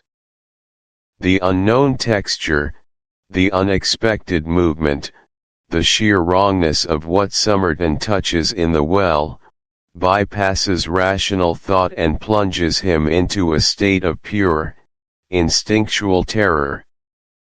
It's the antithesis of the controlled, intellectual engagement he experienced solving the puzzle. Here, he is entirely at the mercy of something alien and uncontrollable. The sensation of something coiling around a box, reaching for it, represents a direct challenge to his newfound ownership, a visceral demonstration that the treasure has an ancient claim, and a formidable protector. It's a reminder that beneath the veneer of civilization and intellectual pursuit, there lie ancient, untamed forces that can reduce us to trembling animals in an instant. The revulsion is not just at the creature itself, but at the idea of being touched, violated, and nearly dragged into the dark by something utterly incomprehensible. It's a profound sense of having crossed a boundary, of having disturbed an ancient slumber, and of feeling the immediate, unpleasant consequences. For those of you, dear listeners, who are budding storytellers or simply wish to appreciate the nuances of horror in a deeper way, here are some practical application steps derived from this chilling encounter. First, understand the power of implication over explicit description. M.R. James never describes the creature in the well in detail, and that's precisely why it's so terrifying. Our imaginations, fueled by sparse but potent sensory details, cold, slimy, grasping, coiling, conjure something far more horrific than any author could explicitly draw. Second, utilize all the senses, but especially the tactile. How can you make your audience feel what your character feels? Describe the cold, th. Chapter 10, The Anatomy of the Jameshian Ghost.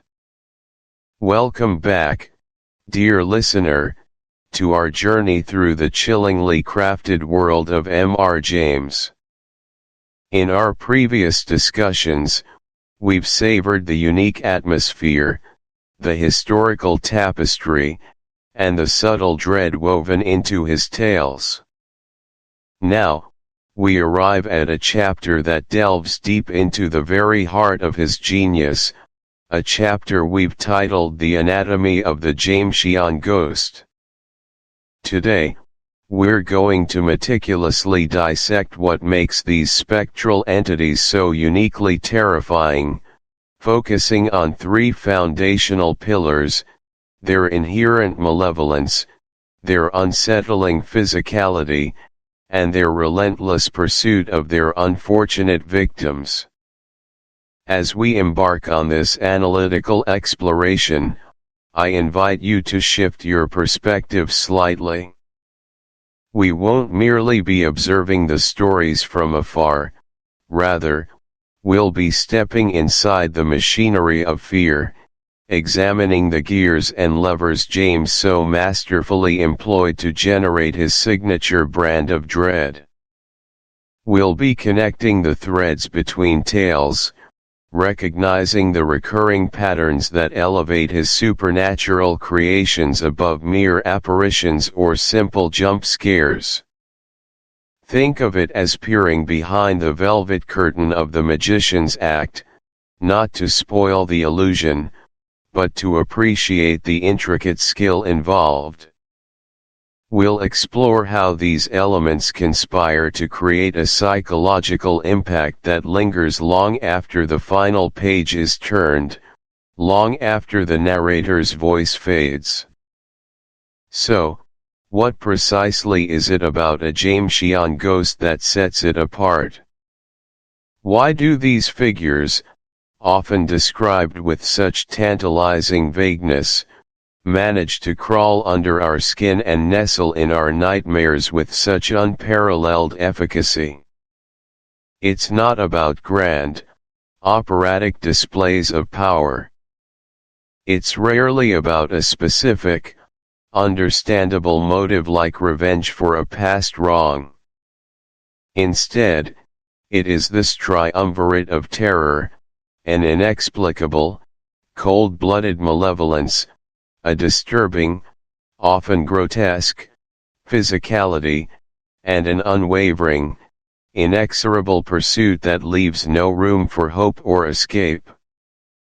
These aren't just ghosts, they are embodiments of pure, unadulterated dread, existing solely to cause profound discomfort and, ultimately, destruction.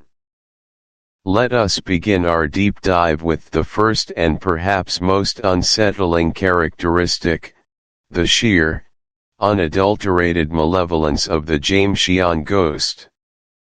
These aren't sad spirits seeking rest, nor are they misunderstood specters trying to convey a warning. No, the entities conjured by M.R. James are imbued with an active, palpable ill will.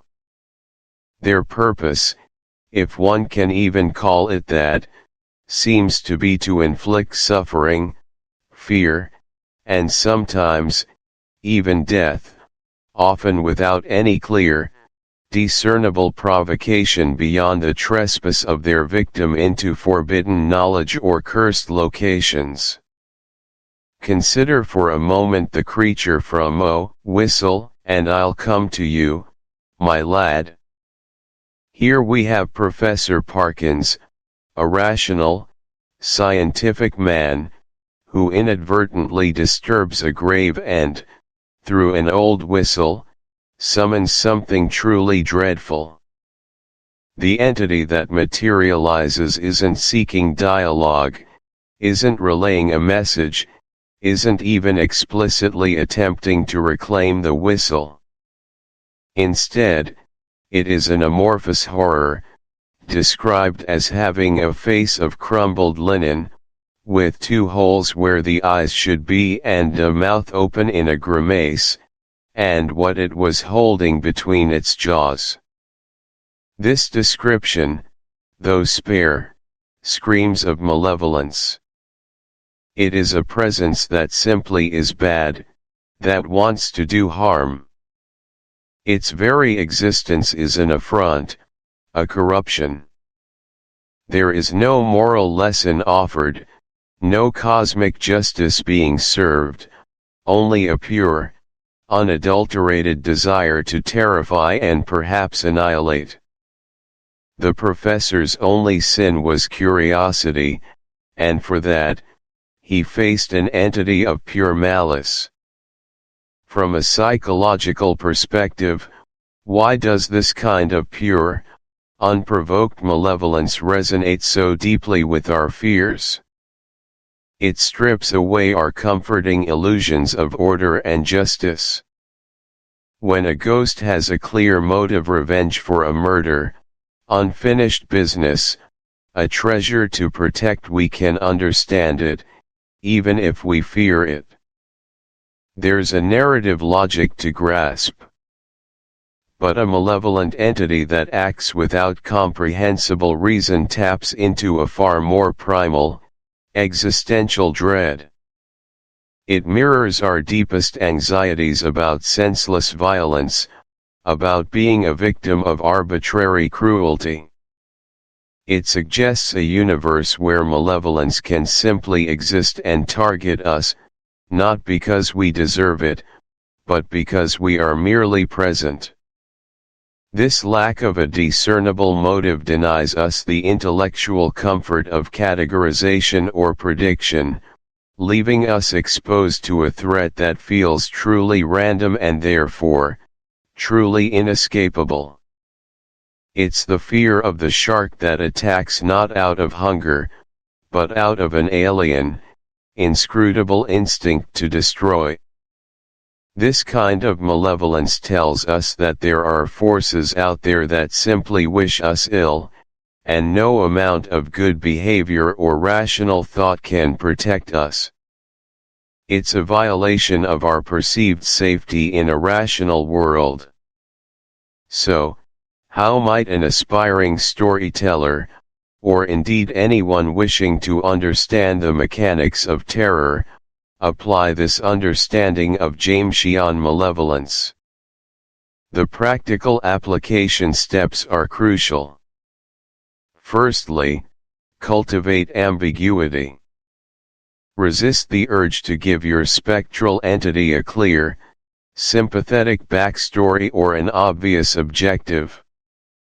Let its intentions remain opaque, its presence a chilling question mark. Secondly, focus on the effect of the malevolence rather than detailing its source. Describe the protagonist's growing sense of dread, the inexplicable coldness in a room, the feeling of bay. Remember, it's not about making the ghost fully solid and mundane, but about giving it enough disturbing tangibility to break through our rational defenses and make us believe it could truly harm the protagonist. It's the subtle hints, the sensory violations, that make the imagined contact far more terrifying than any explicit description of a punch or a grab.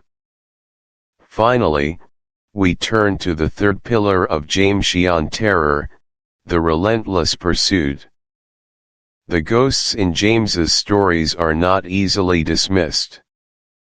Once disturbed or summoned, they often embark on an unwavering, inevitable pursuit of their target, a chase that leaves the victim with dwindling hope and a creeping sense of inescapable doom. There is no bargaining, no escape, no reprieve, only a slow, inexorable closing of the net. Think again of Professor Parkins in "Oh, Whistle, and I'll Come to You, My Lad." The entity, once summoned, begins its slow, methodical approach. It's not a sudden attack, but a terrifying game of cat and mouse where the cat's victory is assured. The professor's attempts to rationalize, to escape the room, are met with the constant, unsettling presence just outside his door, the rustling, the scraping, the dread. The climax, with the creature climbing onto the bed, is the culmination of a protracted, agonizing pursuit. Or consider A Warning to the Curious, where poor Paxton, having dared to uncover the lost crown, finds himself stalked by its spectral guardian. The pursuit here is almost physical, with Paxton feeling eyes on him, seeing figures in the distance, and ultimately being hunted down and killed by the malevolent entity. The horror lies not just in the confrontation, but in the dreadful anticipation of it, the knowledge that the entity is always drawing closer, always present on the periphery, a silent, deadly hunter. Similarly, in the stalls of Barchester Cathedral, the fate of Archdeacon Haynes is sealed by his transgression. The carvings on the stalls, animated by his evil deeds, slowly but surely bring about his demise, a meticulous, relentless form of supernatural justice that he cannot outrun or outweed. The pursuit is often less about speed and more about inevitability, a slow, suffocating closure.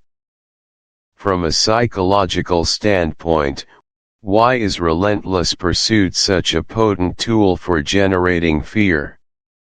It taps into our most primal anxieties, the fear of being hunted, of lacking control, of inevitable doom.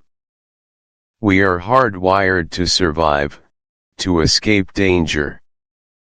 But when faced with a pursuer that cannot be outrun, reasoned with, or defeated, that innate survival instinct curdles into a profound sense of helplessness and despair. The horror isn't just in the final confrontation, but in the agonizing build-up, the slow erosion of hope, the creeping certainty that escape is impossible. It's the feeling of a tightening noose, a closing corridor. This extended period of dread is often far more terrifying than a sudden shock, as it allows the imagination to conjure all manner of horrors, each more personalized than the last. It also speaks to our fear of consequences, the idea that certain actions, once taken, set in motion an irreversible chain of events leading to our downfall. There's no escaping the weight of one's trespass, no matter how far one runs or how cleverly one hides.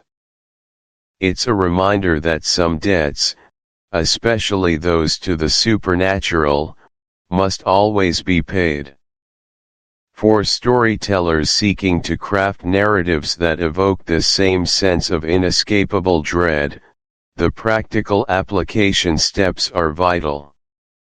First, establish the threat early, even if it's just a hint. Let the protagonist understand, perhaps subconsciously, that they have disturbed something that will come for them. Second, utilize pacing to maximize suspense. Don't rush the pursuit, allow it to be slow, methodical, and therefore, agonizingly inevitable. Show the protagonist's attempts to escape or rationalize, and then systematically dismantle those hopes. Does a phone line go dead? Does a helpful friend suddenly become unreachable? Is a seemingly safe location revealed to be compromised? Chapter 11, The Antiquary's World. Welcome, dear listeners, to Chapter 11 of our illuminating journey through the chilling corridors of ghost stories of an antiquary.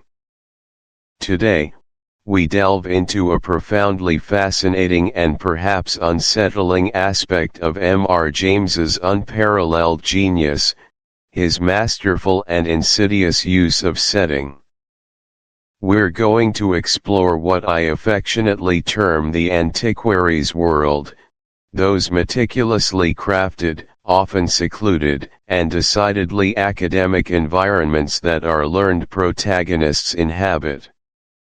These are not your typical haunted houses with creaking stairs and cobwebbed attics, though such elements might occasionally appear. No, James crafts a far more subtle, a far more insidious horror, one that takes root and blossoms in the very places we instinctively perceive as havens of safety, intellectual pursuit, and quiet contemplation. We will examine, with thoughtful deliberation, why these supposedly secure spaces, these bastions of knowledge and scholarly peace, so often transform into the most terrifying, inescapable traps imaginable, drawing the unsuspecting victim into a nightmare from which there is no logical escape. M.R. James's chosen protagonists are, almost without exception, men of a particular scholarly bent. They are antiquaries, dons, parsons, or academics, individuals deeply immersed in the study of history, archaeology, theology, and ancient texts. Their lives are often characterized by solitude, by a devotion to the obscure, and by a meticulous attention to detail. They inhabit worlds of libraries, university colleges, remote churches, and ancient manor houses, places steeped in history, often quiet, and seemingly insulated from the rough and tumble of modern life. These are the very environments that, to a sensitive and scholarly mind, offer comfort, intellectual stimulation, and a sense of belonging. They are spaces designed for reflection, for deep thought, for the quiet pursuit of knowledge. They are, in essence, their safe spaces. But it is precisely this perceived safety, this deep familiarity and comfort, that James so cunningly exploits to amplify the horror. When the familiar turns sinister, when the very ground beneath your feet becomes treacherous, the psychological impact is far more profound than any external threat. It is a violation of sanctuary, a betrayal of trust on a deeply personal, almost existential level. Now, let us begin by painting a vivid picture, not merely with words, but with the full sensory palette of imagination, of these quintessential M.R. Jamesian settings. Imagine with me, for a moment, the hushed, almost reverent grandeur of an ancient college library, perhaps one within the venerable walls of Cambridge or Oxford. The air, thick with the rich, unmistakable scent of venerable parchment, decaying leather, and polished oak, hangs heavy and remarkably still, unbroken by anything save perhaps the distant chiming of a university clock or the gentle sigh of the wind outside. Sunlight, if it dares to enter at all, filters grudgingly through tall, leaded windows, its weak rays illuminating slow, elegant motes of dust dancing lazily in the shafts of light that penetrate the dim interior. Towering shelves, stretching upward seemingly interminably into profound shadows, are laden with untold thousands of leather-bound tomes, each one a silent repository of forgotten lore, whispered secrets, and sometimes, as our stories reveal, things best left undisturbed, ancient evils patiently awaiting rediscovery. Perhaps you're seated at a heavy, carved oak table, the kind that has borne the immense weight of centuries of scholarly endeavor, the smooth, cool wood beneath your fingertips bearing the subtle marks of countless hands before yours. Your fingers might be tracing the elegant, often arcane script of a medieval manuscript, its vellum pages brittle with age, its illustrations both beautiful and strangely unsettling. The silence is not an empty silence, but a living, breathing quiet, pregnant with history, with whispered conversations of long-dead scholars, with the echo of countless thoughts that have unfolded within these very walls. It is a place designed for contemplation, for the deep dive into the past, for intellectual peace. Or perhaps, our setting shifts to a lonely, centuries-old inn, nestled deep within the rolling, wind-swept hills of a remote English countryside. The chill of a late autumn evening permeates the stone walls, seeping into the very bones of the building, despite the flickering, meager warmth emanating from a reluctant fireplace in the common room. The clientele is sparse, perhaps just a few other solitary travelers or laconic locals, their conversations hushed, almost conspiratorial, their faces illuminated fitfully by the dim glow of oil lamps. Your room upstairs is a study in rustic simplicity, a narrow bed with an embroidered quilt, a single window looking out onto a landscape swallowed by an inky, impenetrable darkness, and perhaps a heavy, antique chest of drawers that seems to sag with the weight of its own forgotten past. The floorboards above creak with a rhythm that seems to anticipate your every movement, or perhaps, the movements of something else. The wind howls a mournful dirge around the eaves, rattling a loose pane in the window, and every shadow cast by the meager candlelight seems to stretch and distort into grotesque shapes, playing tricks on the eye. You are alone, truly alone, miles from anywhere familiar, surrounded by a history that feels palpable, heavy, and very much alive. These are the backdrops M.R. James chose with such deliberate care. Let's consider a real-world storytelling example from James's oeuvre, without naming specific titles for the sake of universality, but rather focusing on the recurring motif. Secondly, reflect on what truly constitutes safety for you. Is it merely the absence of immediate physical threat, or is it a deeper, more profound sense of psychological security? M.R. James's stories remind us that true terror often stems from the violation of that psychological safety. By understanding this, you can better appreciate the comfort your safe spaces provide, and perhaps, also recognize the subtle ways in which even they can be compromised, not by ghosts, but by stress, anxiety, or the encroachment of the external world.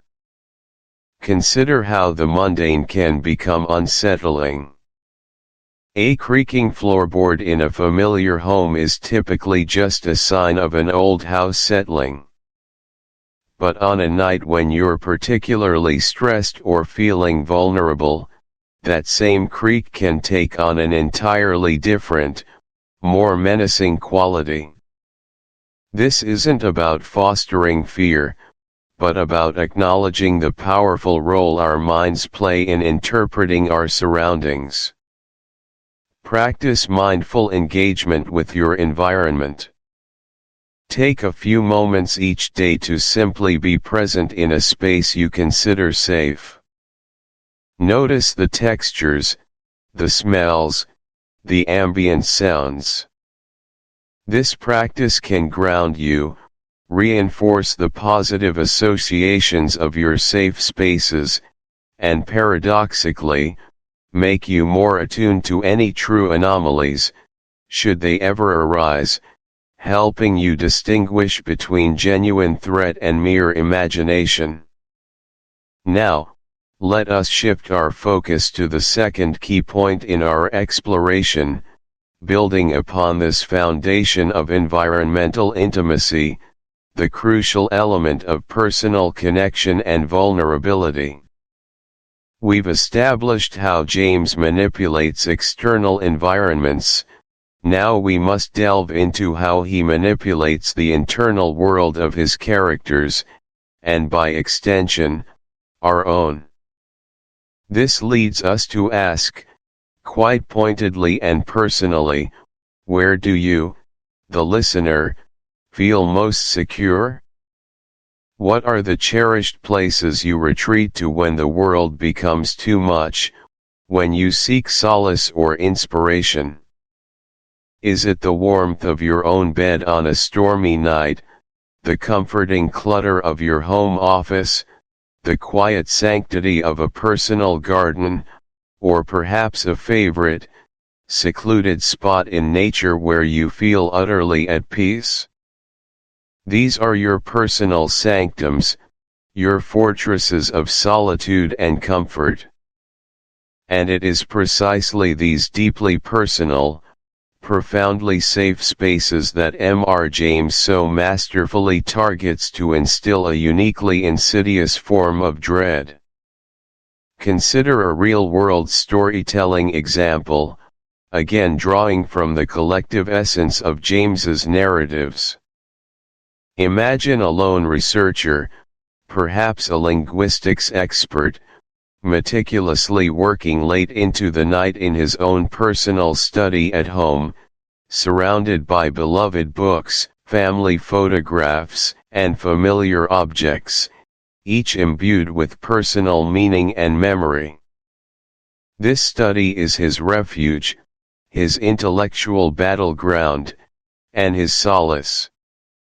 He's deciphering an obscure ancient text, a task he finds both challenging and deeply satisfying.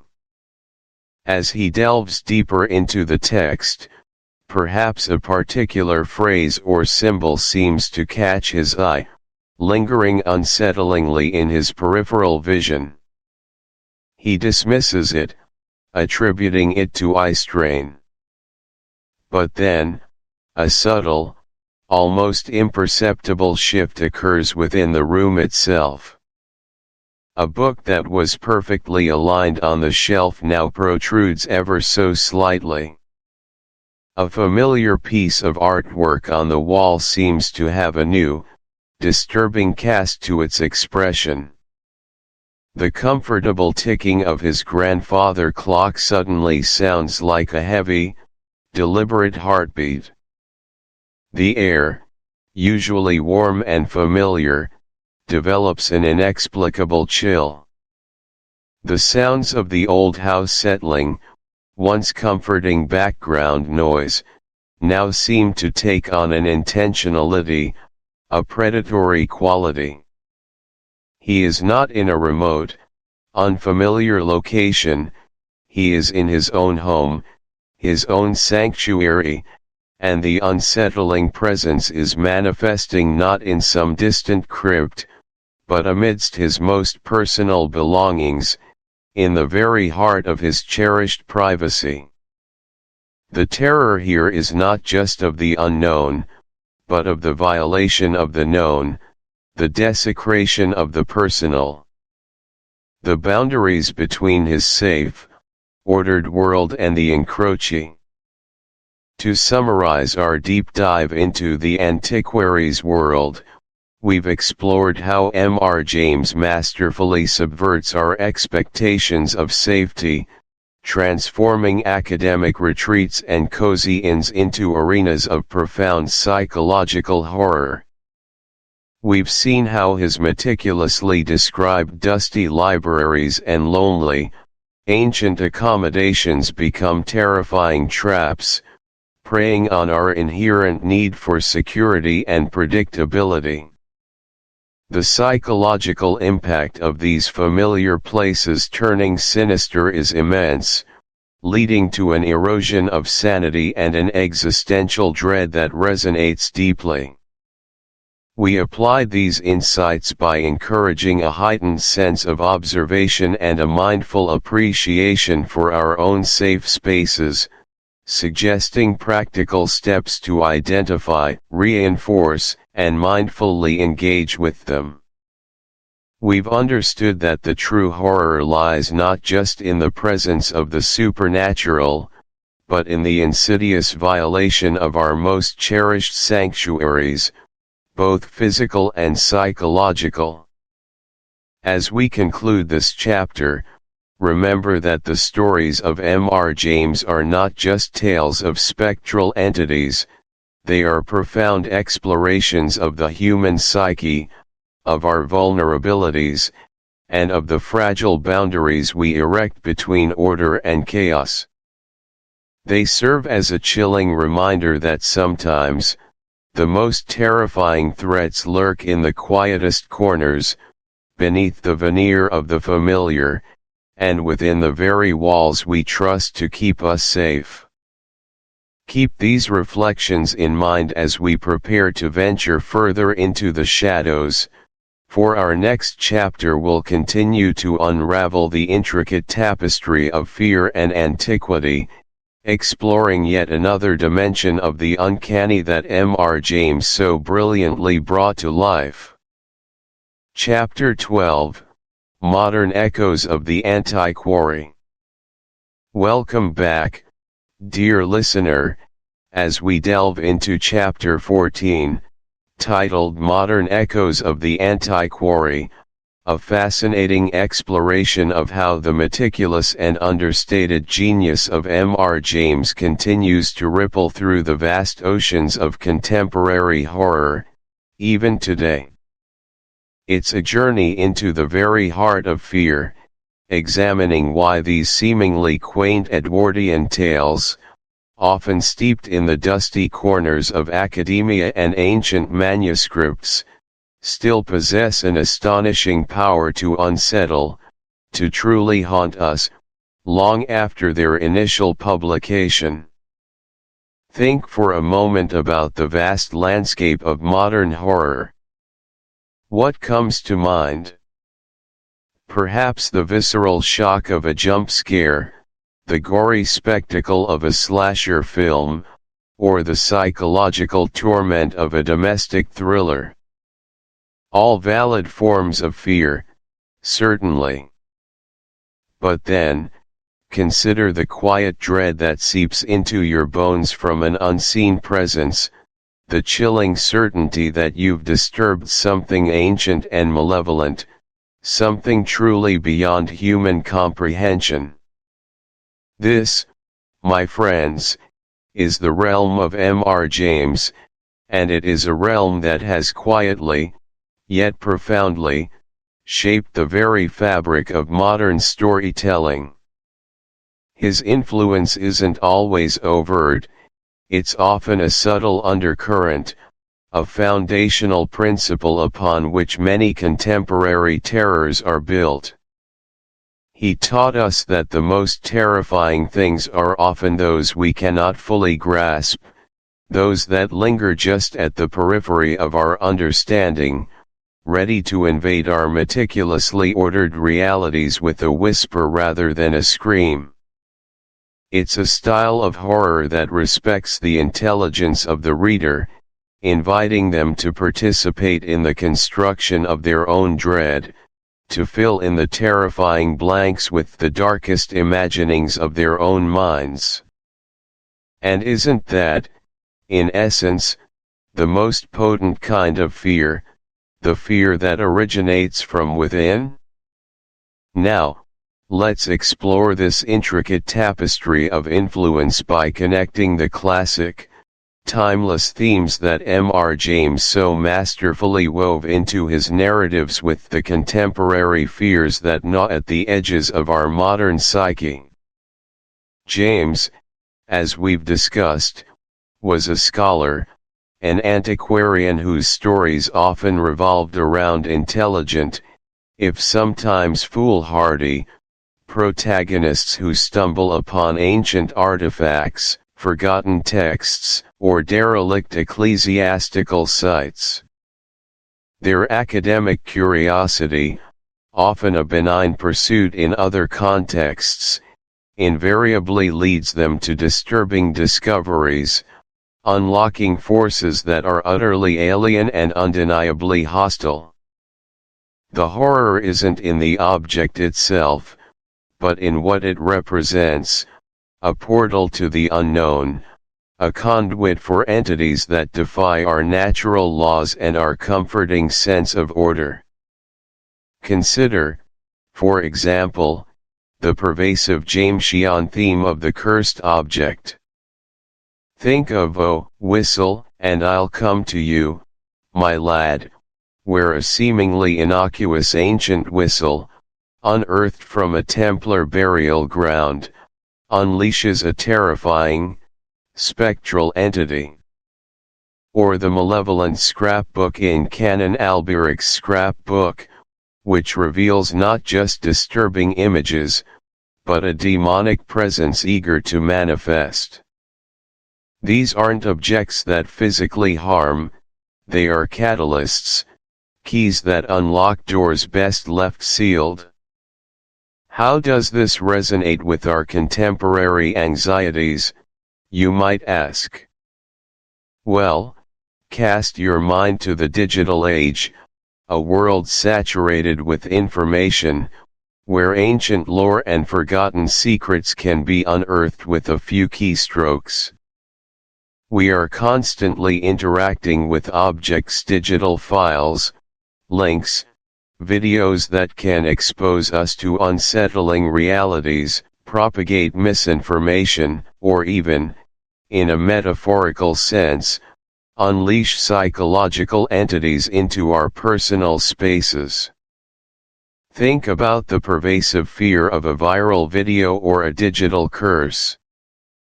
The Japanese horror phenomenon, Ringu, or its American adaptation, The Ring, provides a chillingly pertinent modern parallel. Here, the cursed object isn't a physical artifact but a videotape. Watching it initiates a 7-day countdown to a gruesome, inexplicable death, orchestrated by the spectral Sadako or Samara. The horror isn't just the eventual death, it's the insidious dread, the creepy.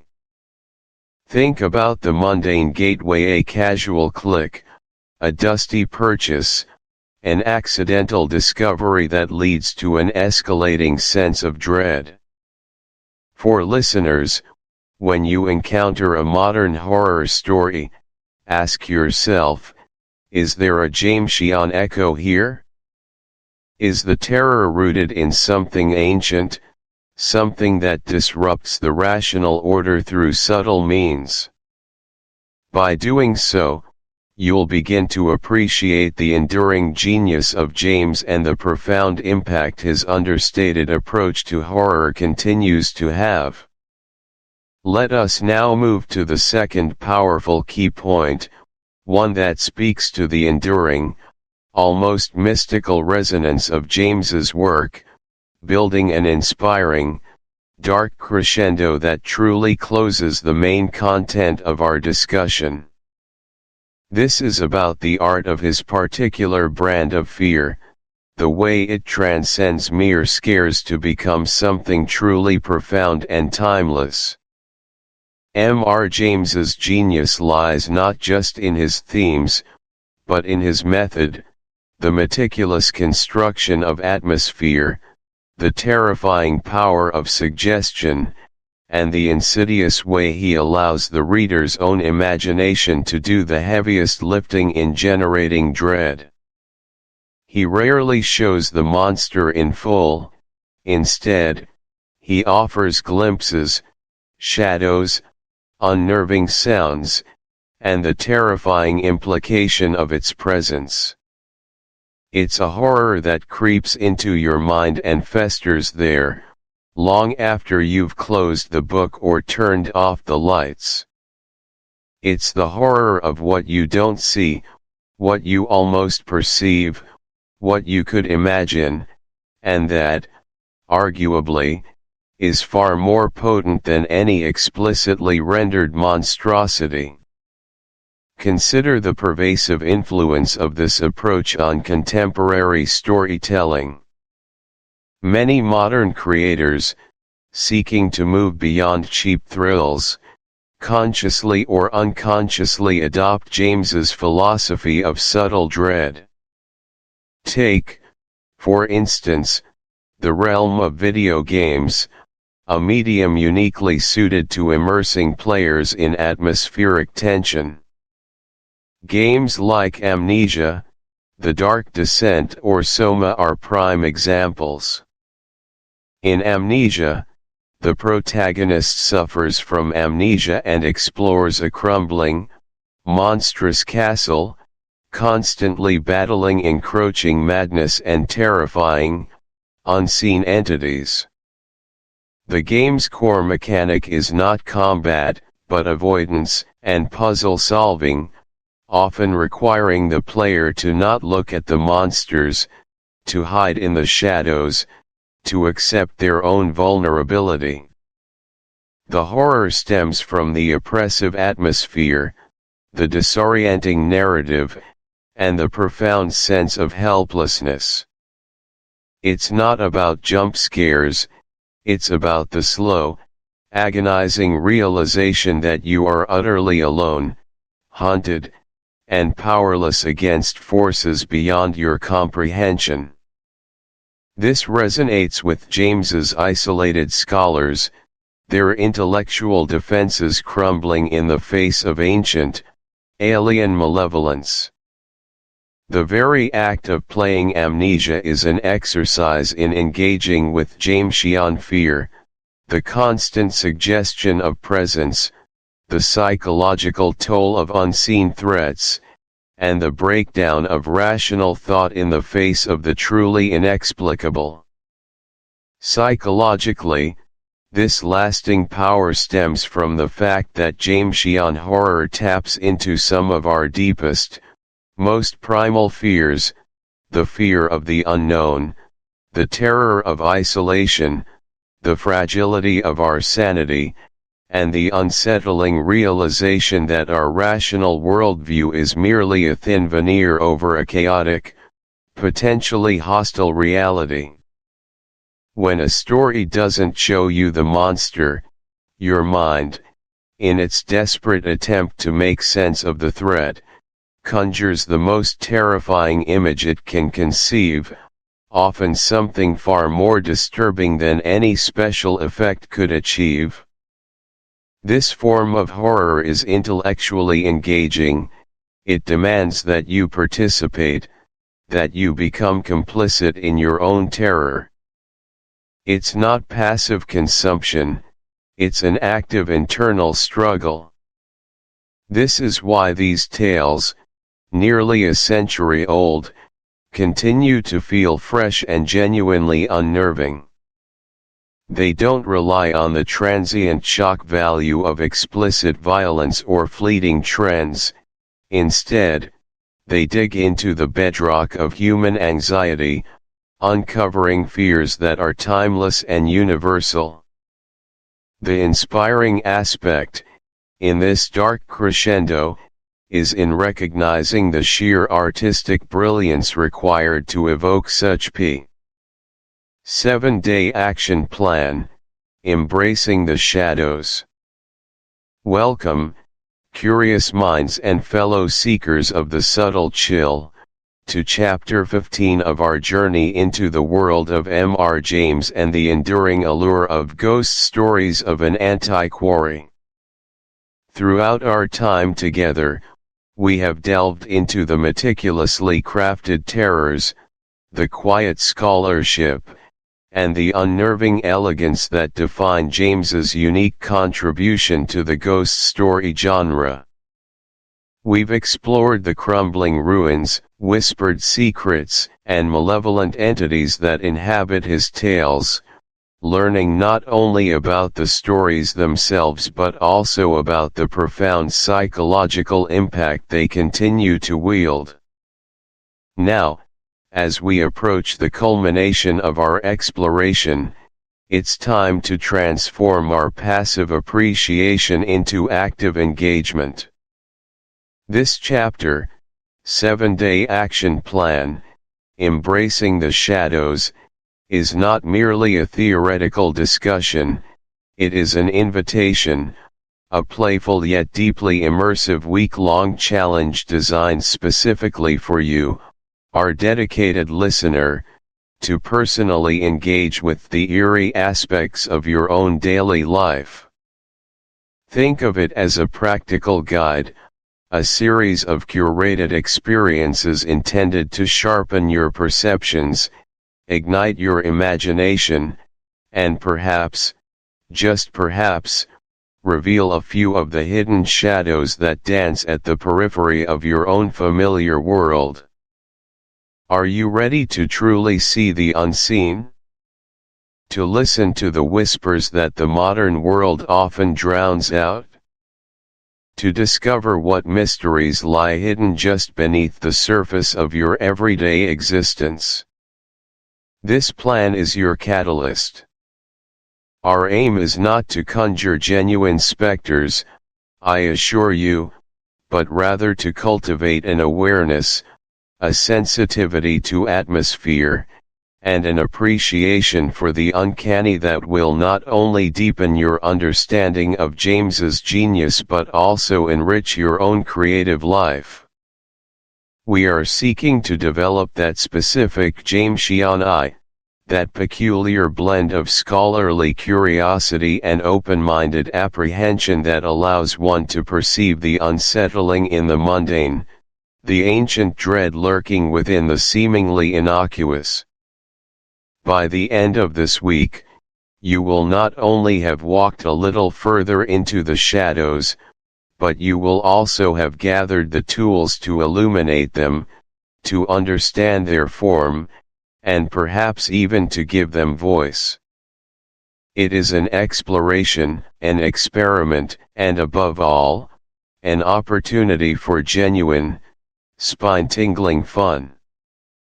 So, let us embark together on this fascinating expedition into the spectral landscape of your own locality and your own mind. Our week-long journey begins with an outward gaze, focusing on the very ground beneath your feet. For days 1 and 2, your mission, should you choose to accept it, is to explore local history and folklore. This is where the world of dusty archives meets the hushed whispers of your community, where the documented past intertwines with the speculative, the anecdotal, and the wonderfully strange. Let me offer a real-world storytelling example, one that encapsulates the very essence of what we are seeking. Imagine, if you will, the small, unassuming village of Oakhaven, nestled deep within a verdant valley, seemingly untouched by the hurried pace of modern life. For generations, the children of Oakhaven have been warned away from the old stone mill, now long disused and crumbling by the sluggish current of the river Blackwater.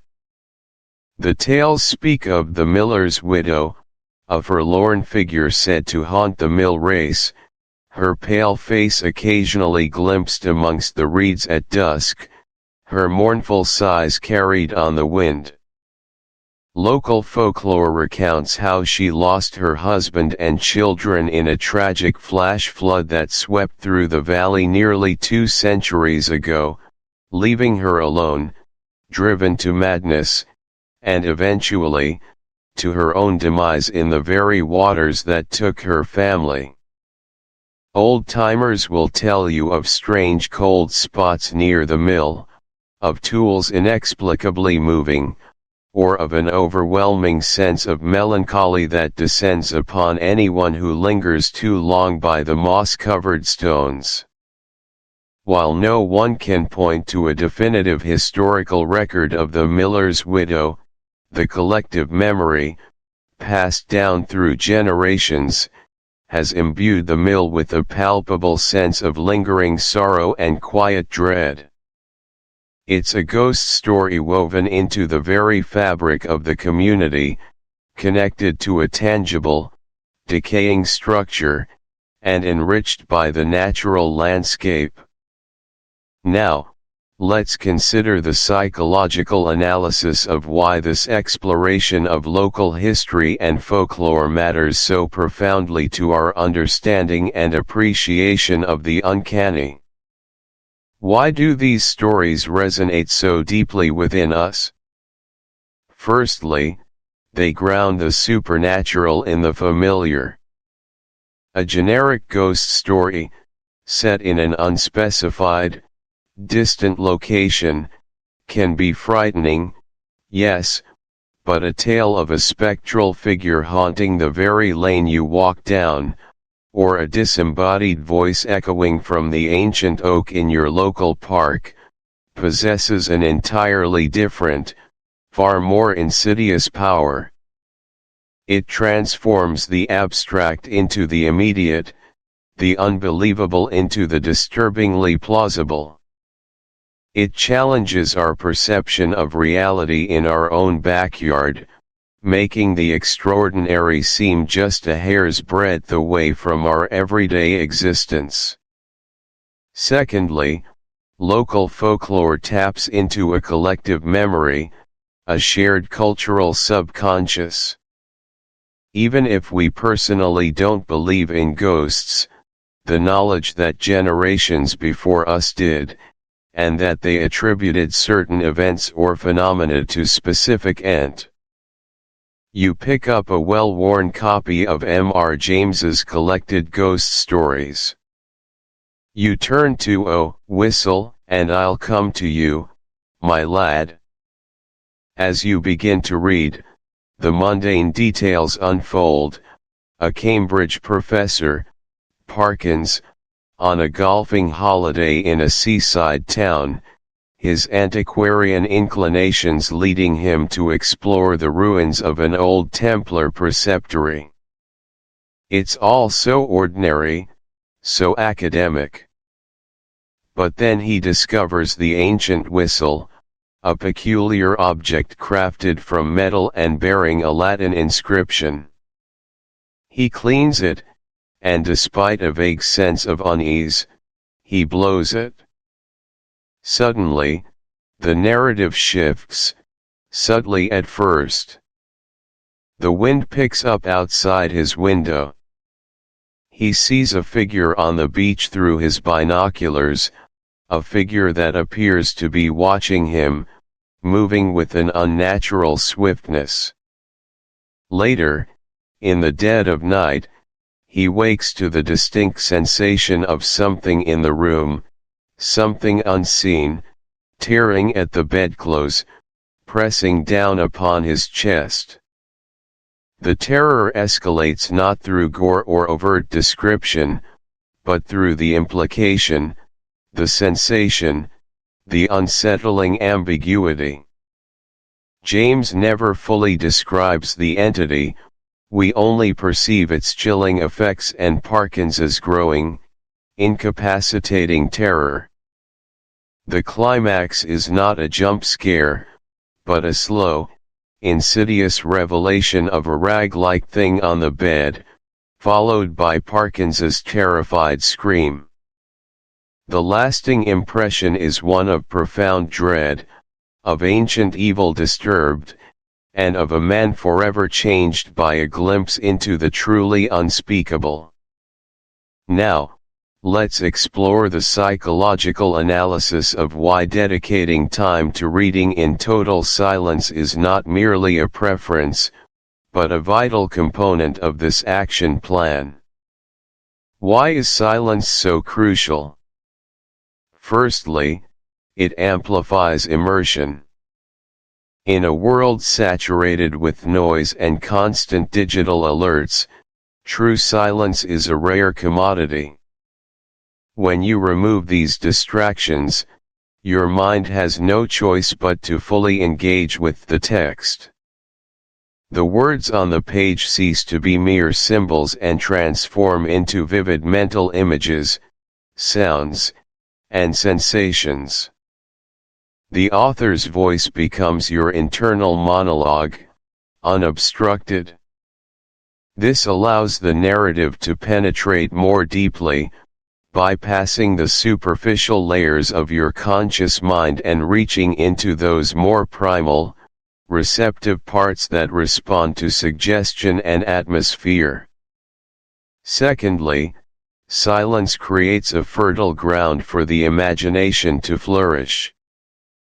Without external stimuli competing for attention, your brain is free to fill in the gaps, to visualize the crumbling ruins, to hear the rustle of the leaves, to feel the encroaching chill described in the text. M.R. James, in particular, understood this. He rarely describes his monsters explicitly, instead relying on suggestion, on the unsettling effect of their presence, on the reactions of his protagonists.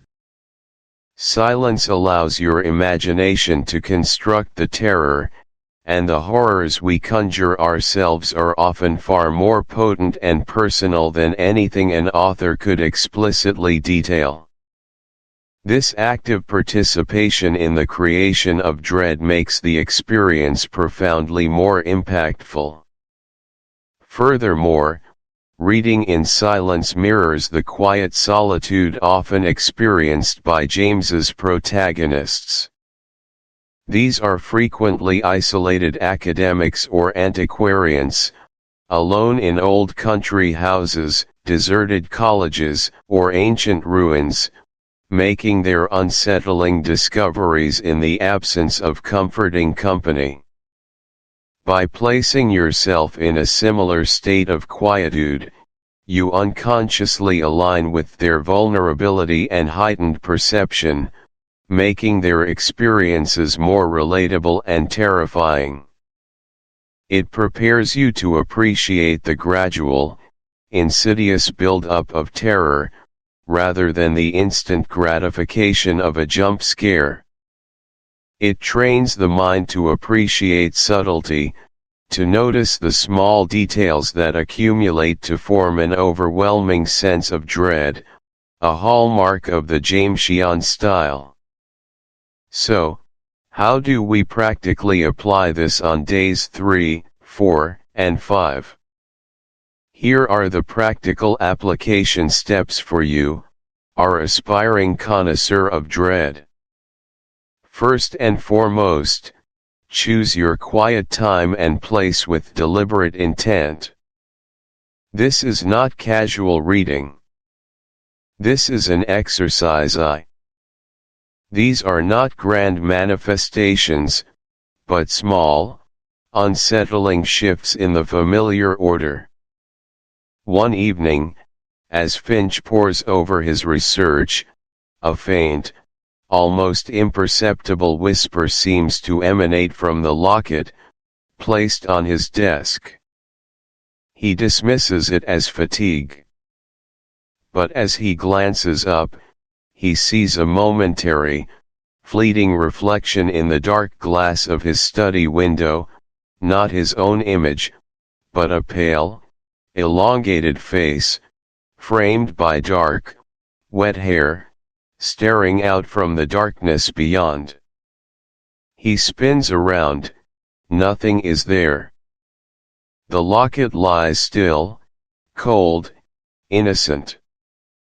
He rationalizes, but the dread has begun its slow, insidious work. He discovers, through further diligent research, that the mill owner's widow was buried nearby, and mine still was a desperate cry recorded in a fragment of a letter attributed to her, discovered among her husband's effects. The whisper becomes clearer now, just at the edge of hearing, always speaking his name. The story could conclude with Finch, now a shadow of his former self, compelled to return the locket to its rightful, watery resting place, only to be met by an ambiguous, terrifying presence by the churning river, forever bound to the sorrow and the entity it now unknowingly serves. The horror lies in the subtle invasion, the growing certainty of a malevolent presence, and the irreversible disruption of a scholarly, ordered life.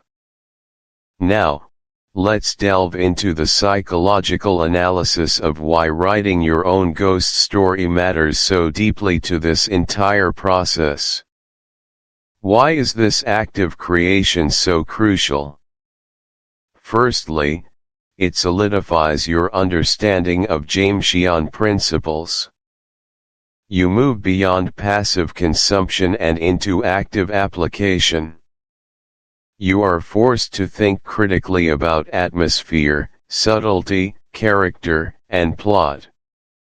How do you evoke dread without resorting to overt gore? How do you create an intellectual protagonist who makes a terrible discovery? How do you use mundane details to enhance the terror?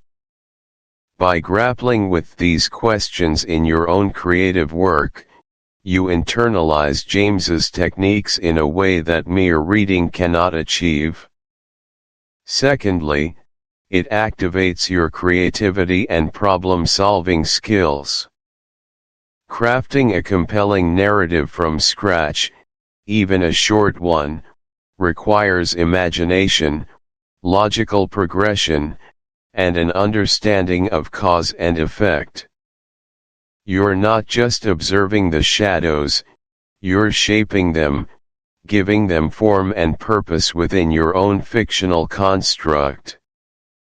This exercise in creative problem-solving is incredibly enriching and builds mental agility. Thirdly, it allows for personal engagement with the themes you've explored.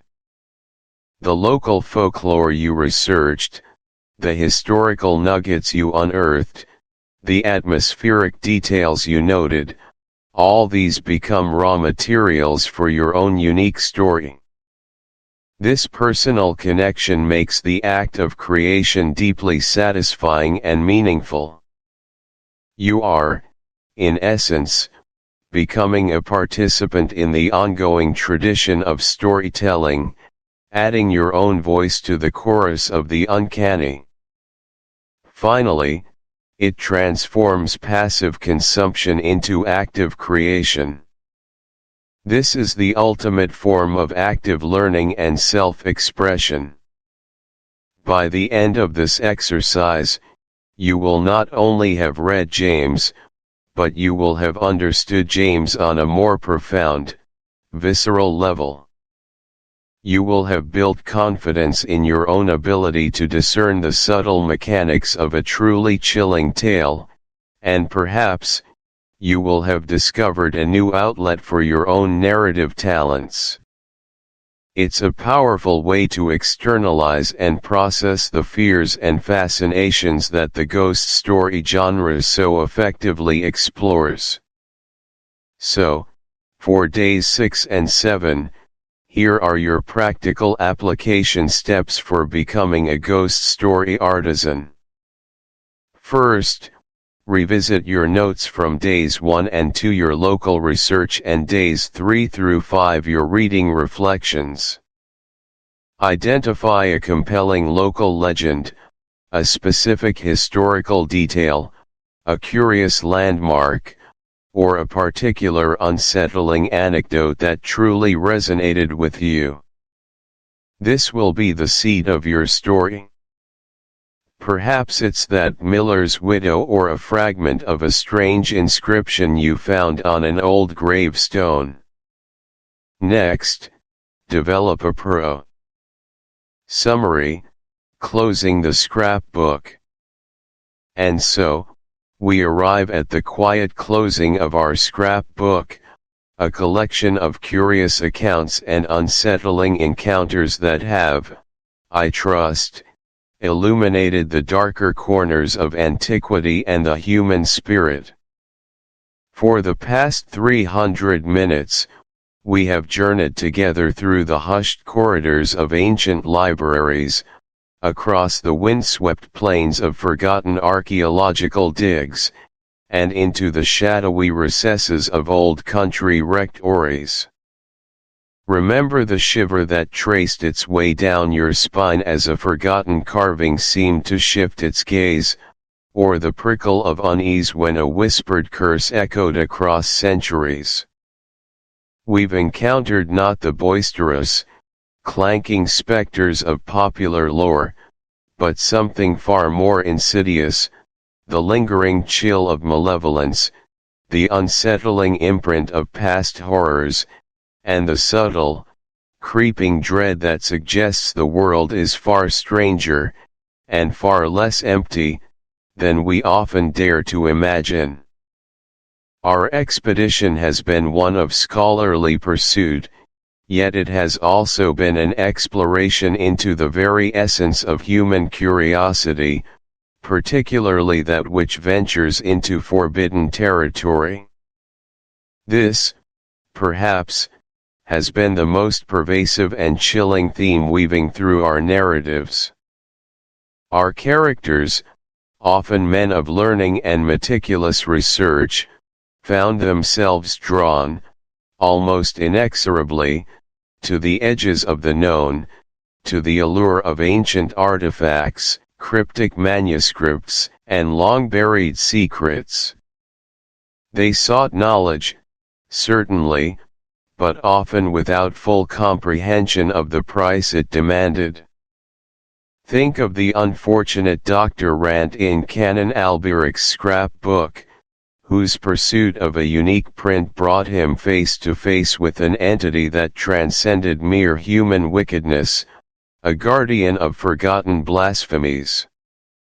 Or consider the Antiquary in the stalls of Barchester Cathedral, whose ambition led him to tamper with forces that repaid his transgression with a slow, agonizing descent into terror.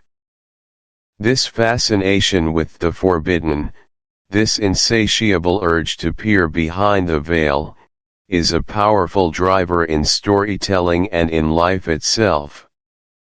Why are we so compelled by the Pandora's box, even when we suspect its contents might be dire? Psychologically, it taps into our primal desire for understanding, for control, for the ultimate truth, however unsettling. It also plays on our deep-seated anxieties about hubris, about overreaching, about the consequences of disturbing what is best left undisturbed. It is the thrill of transgression, an intellectual dare, coupled with the profound fear of retribution. This tension, the magnetic pull towards the unknown contrasted with the dread of its revelation, is what gives these stories their enduring power.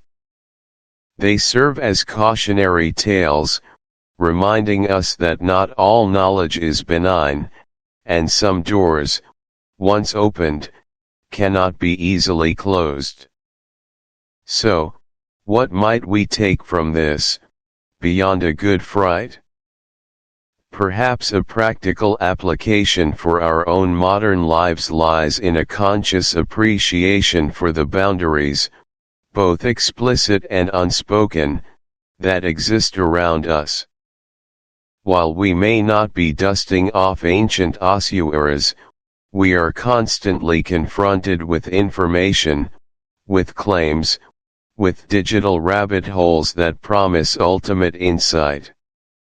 The lesson here is one of mindful engagement, understanding that true wisdom often involves recognizing the limits of our comprehension, and respecting that some mysteries, perhaps, are better left unfathomed. It's an invitation to temper our curiosity with a measure of reverence, and to consider the potential repercussions of our actions, not just in terms of immediate impact, but in the ripple effects that might extend far beyond our initial intent. It is about understanding that power, whether it be knowledge or influence, carries a profound responsibility.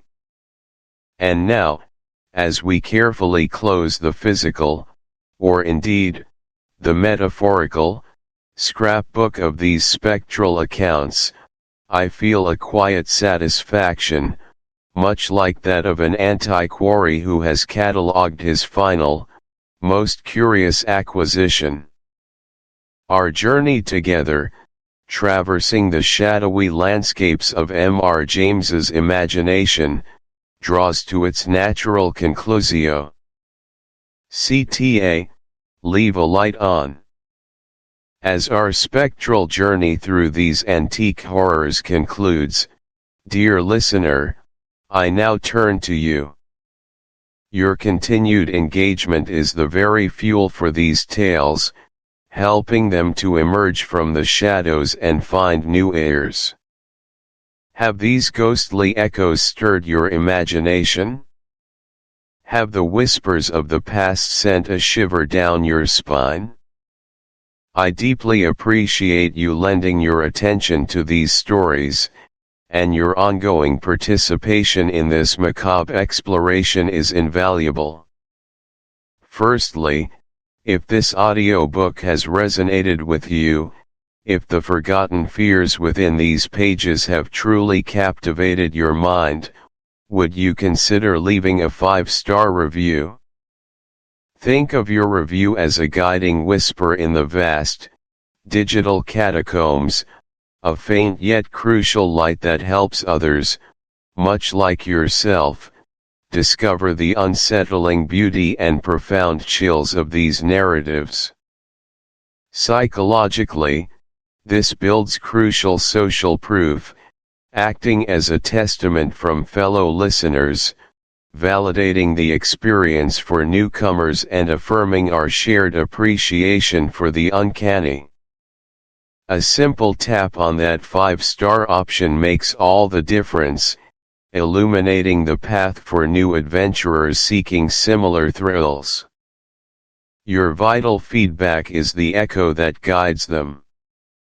Secondly, have you ever stumbled upon a truly captivating ghost story and yearned to share its chilling secrets with a kindred spirit, someone who understands the exquisite thrill of a good scare, someone who delights in the delicious tension of a haunted tale?